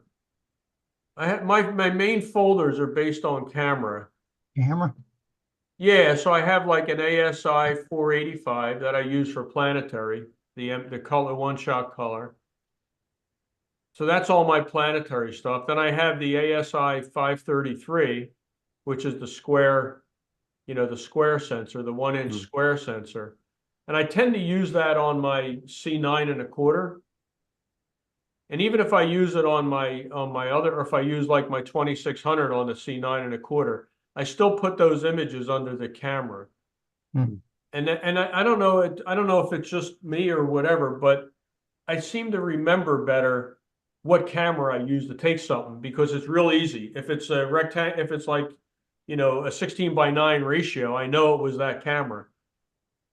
And then I have an image in my head of the picture, and is it square or is it rectangular, or is it a planet? And then I go to that folder, and then I have it by date, you know, by location and then date. And that seems to work fairly well. I'm not saying that would work for everyone, but that, after struggling with that, that's what I came up with, and it's been holding pretty true for a while. I haven't changed the mechanism or the you know, file structure. Yeah, I use ASI Air, and for the file naming convention, I turned on everything. And so it gives me the camera, the binning I'm using, the gain. It gives me the date, the time, the temperature, and the exposure time. Yeah, yeah. Yeah, which helps a lot. Oh, definitely, definitely. Because even if you're looking for something, you can search on some of those parameters. Because sometimes it's like, especially if you revisit an object Yeah. and it's a year later, then it's like, well, how do I link these folders? Because it's really two separate observing sessions. I kind of do it by observing session, and a session might be 3 nights. Like if we have 3 clear nights and I'm in my backyard, I'll put that in one folder and just list the objects. And it seems like that holds together, but it gets confusing quickly. What do you use, Steve? Do you have it? How is your organization set up? Well, I guess that brings me into a segue here, and I can show you. I got a few pictures here. Yeah, yeah, yeah. So let me just preface by saying, for me, I have as much interest in the equipment that other people use, not just the pictures they take, and the processes. So, but a picture of the equipment is worth 1,000 words. Mhm. So I'm gonna just show a few pictures of where I am and what I use. By the way, the 533 is a camera I do most of my astrophotography with. Is your C6 your main OTA? Like Yes. that combo? Yes, and I have the smaller Sharp Star f4.5 for wide field of view. Oh, okay. That's a Okay. refractor. So let me see if I can. Am I good to go with share screen? Yeah, you should see the button in the bottom middle, share screen. There you go. So in case you don't know, this is where I live, up in Massachusetts. Blackstone. So, oh, you're real near Rhode Island. Rhode Island is 50 feet off my backyard. Oh, really? So you're really close to Rhode Island. Really close. There's a paper road that's never been developed between my backyard fence and Rhode Island. Mm. That's wild. My daughter lives in Worcester. Oh, I So know. you're not too far. Yeah. So that's where I live. See what's the best way of getting these over there. So the skies are pretty decent. Bortle 5.6 is pretty good. Yeah. So this is my observatory. My one and only place they observe from. You can see I have the roof off of it right now. Yeah, the roof. Open the roof. There is always a mount with a telescope out there with a gizmo cover over it. Okay. So my process is to go out, take the gizmo off, take the covers off the front, and I spend the rest of the night indoors. Okay. My days of visual observing are gone due to some physical issues. I started out with an 8-inch Dob and had a lot of fun for the first year doing that, but I can't even do that anymore. So here Is that is one of the Skywatcher mounts? yeah, that's EQ6 there. And 6, okay. the other one I have is the EQ5. So this is pointing east, and this is my neighbor's contribution with spotlights and car headlights. Oh, Oh, My geez. observing sessions. Oh, man. it's rough. That's when you have to take out the pellet gun. Yeah. And here's the command center. Oh, Oh, that's nice. So I always have a camera And you have looking a at it. Nixie tubes there? Oh yeah, Okay. Look at I that, thought Nixie some old tubes. Yeah, I guy love it. recognized cool. that. There's a So blast this from the past. Yeah. this is a modern version of the old vacuum tube Nixie With tubes. USB Nixie Wow. tube. I got this for Christmas because it's just so cool. It I love is. it. I love that. Oh, yes. Now, right next to me in this room is a rather large steam radiator. So that's where I get my heat from. And this is my version of John's back seat in his car. Where's your sleeping bag? Yeah, exactly. I have the heat. I have the display, although it's a little different than his. That's nice. And I spend his 4 hours he spends in his back seat, I'll spend here. You're doing it right. I tell you, man. That's a nice setup. I like that. I like that Very cockpit. nice. Yeah, it works out well for this. It also works out well for like Flight Radar and some other things. So this is the Sharp Star, 61 millimeter f4.5. I get some great pictures with this. It's just not appropriate for a lot of the smaller stuff that I image. Mhm. And this is on the EQ5 mount, which is convertible to Alt-Az. And I'll sometimes use that with the solar scope in Alt-Az mode. That's nice. That's a nice setup. Really compact. Well, everything I have is in assembly.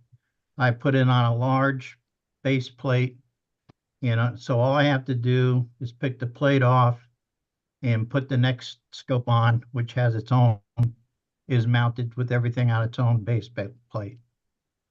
Very easy switching in and switching out. Yeah. So this is my main observing astrophotography, the 6-inch SCT Celestron. I do have, like the dew heater. What I found was I was having a lot of trouble with this. I think I even brought you into this, Gary and Tom, when I was having a lot of trouble about a year ago, a little longer. And I was just getting dew all the time. And I found out that on the front of the corrector plate, where there's a round metal ring, Celestron makes one that's heated. Yeah. So I replaced it with this heated one, and that's this cable going up here to that ring around the front. And then I put the real dew shield on, and that solved all my problems. Oh, great. So that worked well on the C6. That worked. It's solved everything. I have never had dew. I've never had ice. Even if I, picked up the cover and water was running off of it, there's nothing in the scope. How did you, I used one of those on my C9 1/4, and like you, I love it. And I toyed with doing it on my C6 because I tend to use that scope if I travel. But I was concerned, I read that you can't put like the cover, like the objective cover back on and stuff like that, because it hits. Is that true, or is that just somebody in a forum mouthing off? Well, I mean, for storage purposes, right? Yeah, like if I'm putting it in its bag, in its carry bag or something, and I want to put the outer the corrector plate cover on. Can it still fit with the heater?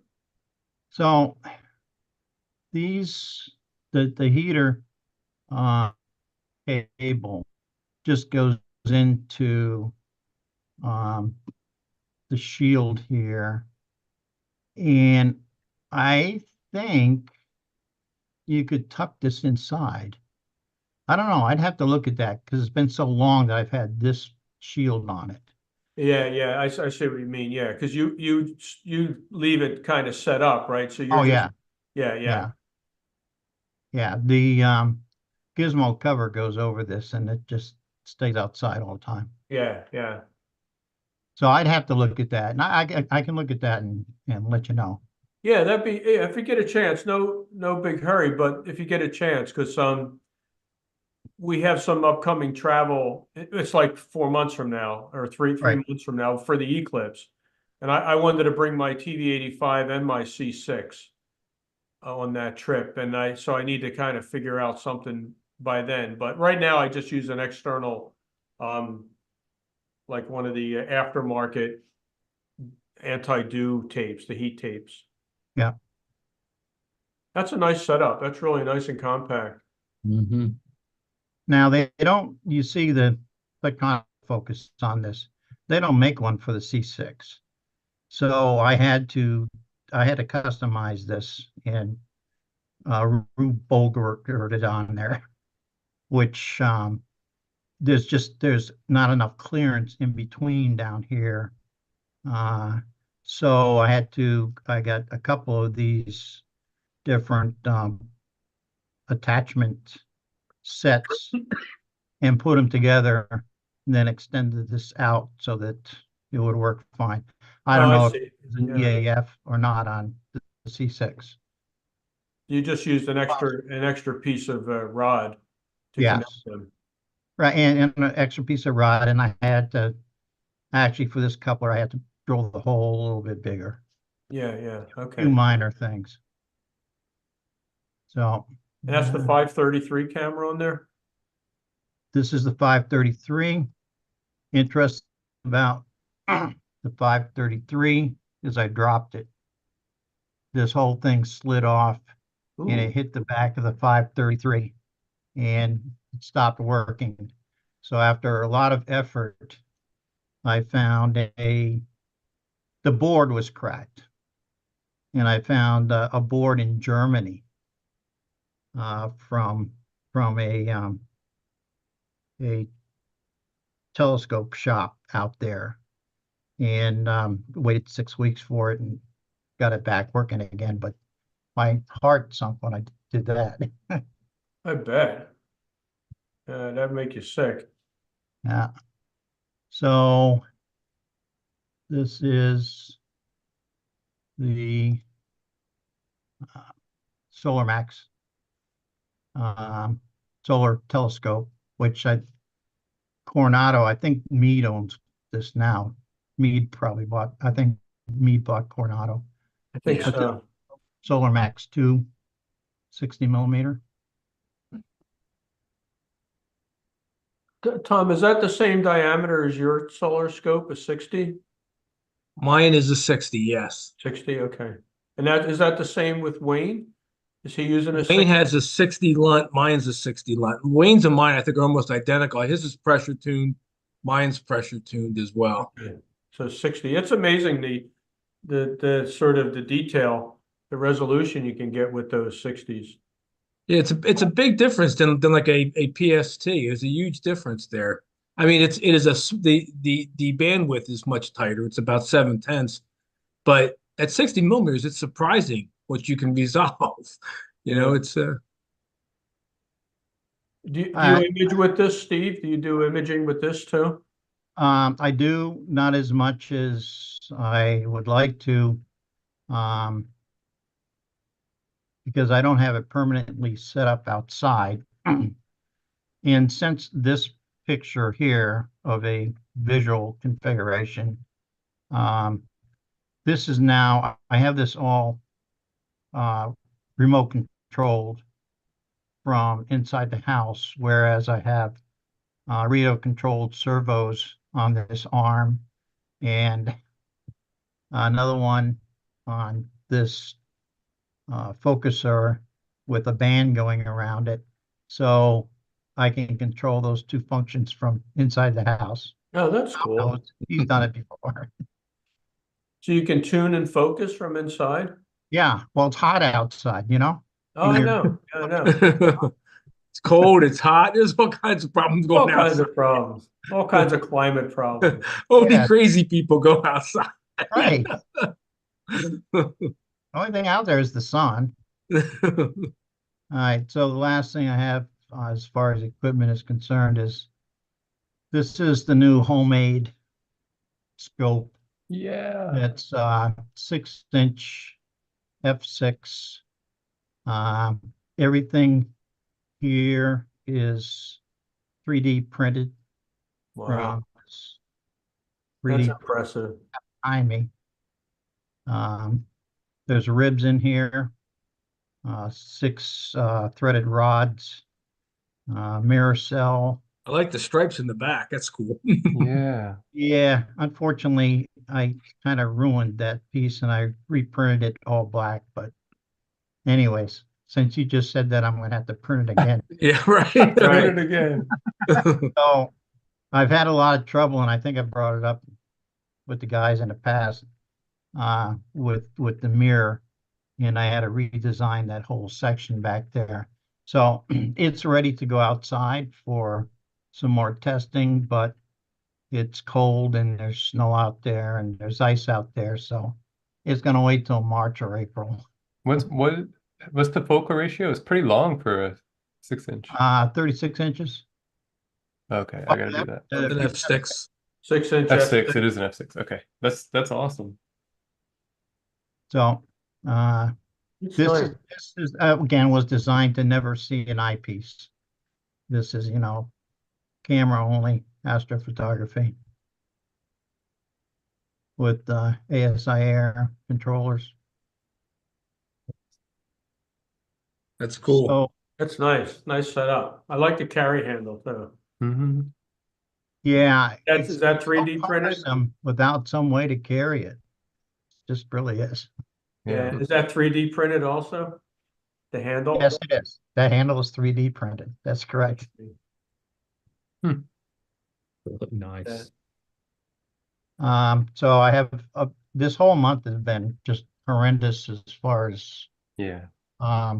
weather, and I have a couple pictures here that I took on clear nights that I ended up throwing away up to 30 to 40% of my subs. And I struggled with each and every one of these. Oh, that's cool. This is the Whoa. crab. It's Crab? kind of a different look than I've had. I've done the crab before, but when I got it to this point, I stopped because I don't know, I just liked it.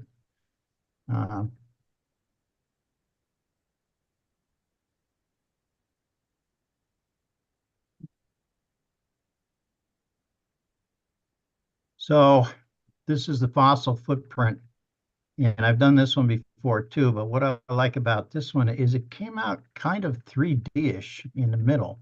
Huh. Where the fossil is. And that's kind of different. Yeah, when you get that contrast, the bright against the darker, Oh. Oh, that crystal ball. Yeah, This is the crystal ball, and I was happy to get a little bit of this detail in here. yeah. yeah, Nice. stars inside are cool. Yeah. That's good. You got some nice detail on that fossil, the fossil footprint one on the outside, the outer stuff. Yeah. It's probably maybe a little sharper or brighter than it should be. I don't know, but again, when I saw the middle of it starting to show some of that, some of the like 3D detail, I stopped at that point. This is the trifid. I've never imaged this before, and this really didn't come out too good, but it It's was the northern trifid. northern trifid, right? Okay. So I struggled not only collecting subs, having to throw away, well, I threw away a lot, and then PixInsight threw away a lot.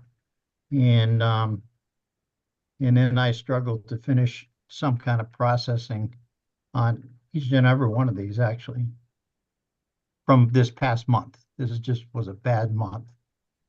Now, this is the hidden galaxy, which supposedly is surrounded by interstellar dust, hence the name hidden. And I'd really struggled to try and get some semblance of the arms coming out of this. So Where's that at, Steve? What constellation? You remember? it's hidden, so I can't tell you.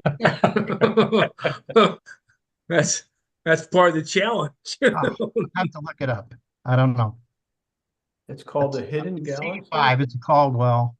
So, now what I read about it is if it weren't for this whole dust cloud that it sits in, it would be one of the brightest objects in the sky. But you have to see it through this dust cloud. So if anybody else wants to give that a shot, it'd be great to see somebody else. Yeah, it says it's IC 342 It's in Camelodopolodarius. or a Caldwell 5. No, Yeah, it's pretty close. Because I couldn't pronounce it. I don't know. I can't say it. I've heard Jeremy say it. Camelopardalis. Camelopardalis. Yeah, Thank that's you. it, Tom. Camelopardalis. It's Greek to me. All right, that's all I got, guys. You gotta And look at that. That's great. Yeah. That's a lot in this month. What are you talking about? I would hope that, or I would wish that, or how do I shut this off? Where is the share? At the top, you say stop sharing. Oh, yeah, okay. So again, in our conversations, we talk a lot about our equipment, but it would be great to really see pictures. If I could, wish that. I agree. Is that how much exposure time total integration time did you have on that Hidden Galaxy? Approximately 11 hours. I had 2 nights. 11. Wow. Yeah. Yeah. So it really is hidden. It's face on, so it's a big area, big surface Yeah, area. it says it's on Stellarium. It says it's magnitude 9.1. So it's fairly faint. What size is it, Gary? You get I'm angular size? Pretty big. Yeah, I mean, I'm looking at the scale I have on here is my 533 with my C9 1/4. 20 arc minutes. It fills. I mean, it goes beyond that frame. 20 arc minutes. That's big. Yeah. Yeah, it Yeah, goes that's beyond a that dim frame. object. That's a low surface brightness. Yeah, probably like M33 kind of. Yeah, it's cool though. I mean, it's a really symmetrical spiral. I mean, it's really Yeah. it's tight. It's Well, there's a lot of detail there that I couldn't get, but somebody with a larger telescope and better processing skills, I'd love to see that. If somebody else could get it. 20 minutes. That would be Frames nicely in the C6. I Yeah. just switched to that on the framing, and it's a nice framing. I did have to do a cropping. I cropped the outside because it was 2 nights and it was framed slightly different. Yeah. So, it almost halfway filled the field of view in the C6. That's pretty cool. Yeah, I'll take a screenshot of Stellarium. I'll put that in my possible target thing. Yeah. That's way out of Tom's range though, with the 2-hour limit. yeah. 2 hours is pushing it. 11 hours. That's like 5.5 Prefer 30 times minutes, outside but- your range. 11 hours. That's even outside my range. I think my Yeah, longest is right. 7. Well, Now he asked Dan Stern, he goes, Oh man, 11 hours EAA stuff. Oh, Yeah, that's You know, right. those 77-hour 7 hours, pictures. yeah. Holy smokes. He sees I the know. invisible. time I ever did multiple sessions, and each one of these had a different filter also. One was more of a narrow band, and the other one was just UHC. Kind of interesting. Very nice. That's all I Yeah, got. cool. Thanks, Steve. I appreciate the photos too. I like that context. I appreciate that. So, John, the next time you're out in your back seat, I want pictures of your back seat. I'll ask the people in that car to get out and take a picture of me. Yeah, right. Yeah, ask them. Hey, excuse me a minute. You got a minute here? Are you guys Get a few busy? shots. Oh my gosh. Okay. Screenshots taken. Yeah. I have it listed as Steve Haas's target. Very good. Very good. Nice job, everyone. Mhm. Super. Well, should we wrap it up? Yeah, I so. think last call. Well, I didn't get a chance to say hello because there was a conversation going on when I got online. Hey, Bill. How you guys doing? First off, I'm not trying to hide or anything, but I only discovered that my camera, for some reason, is not working in this tablet when I use Zoom. It works all the other times. So I don't know what I should be looking for or whatever, and don't want to be screwing around with it while we're having a session because I don't want to wind up getting dropped out on it. But can somebody maybe give me a little advice? Because Zoom was brand new to me the first time that we had a session here.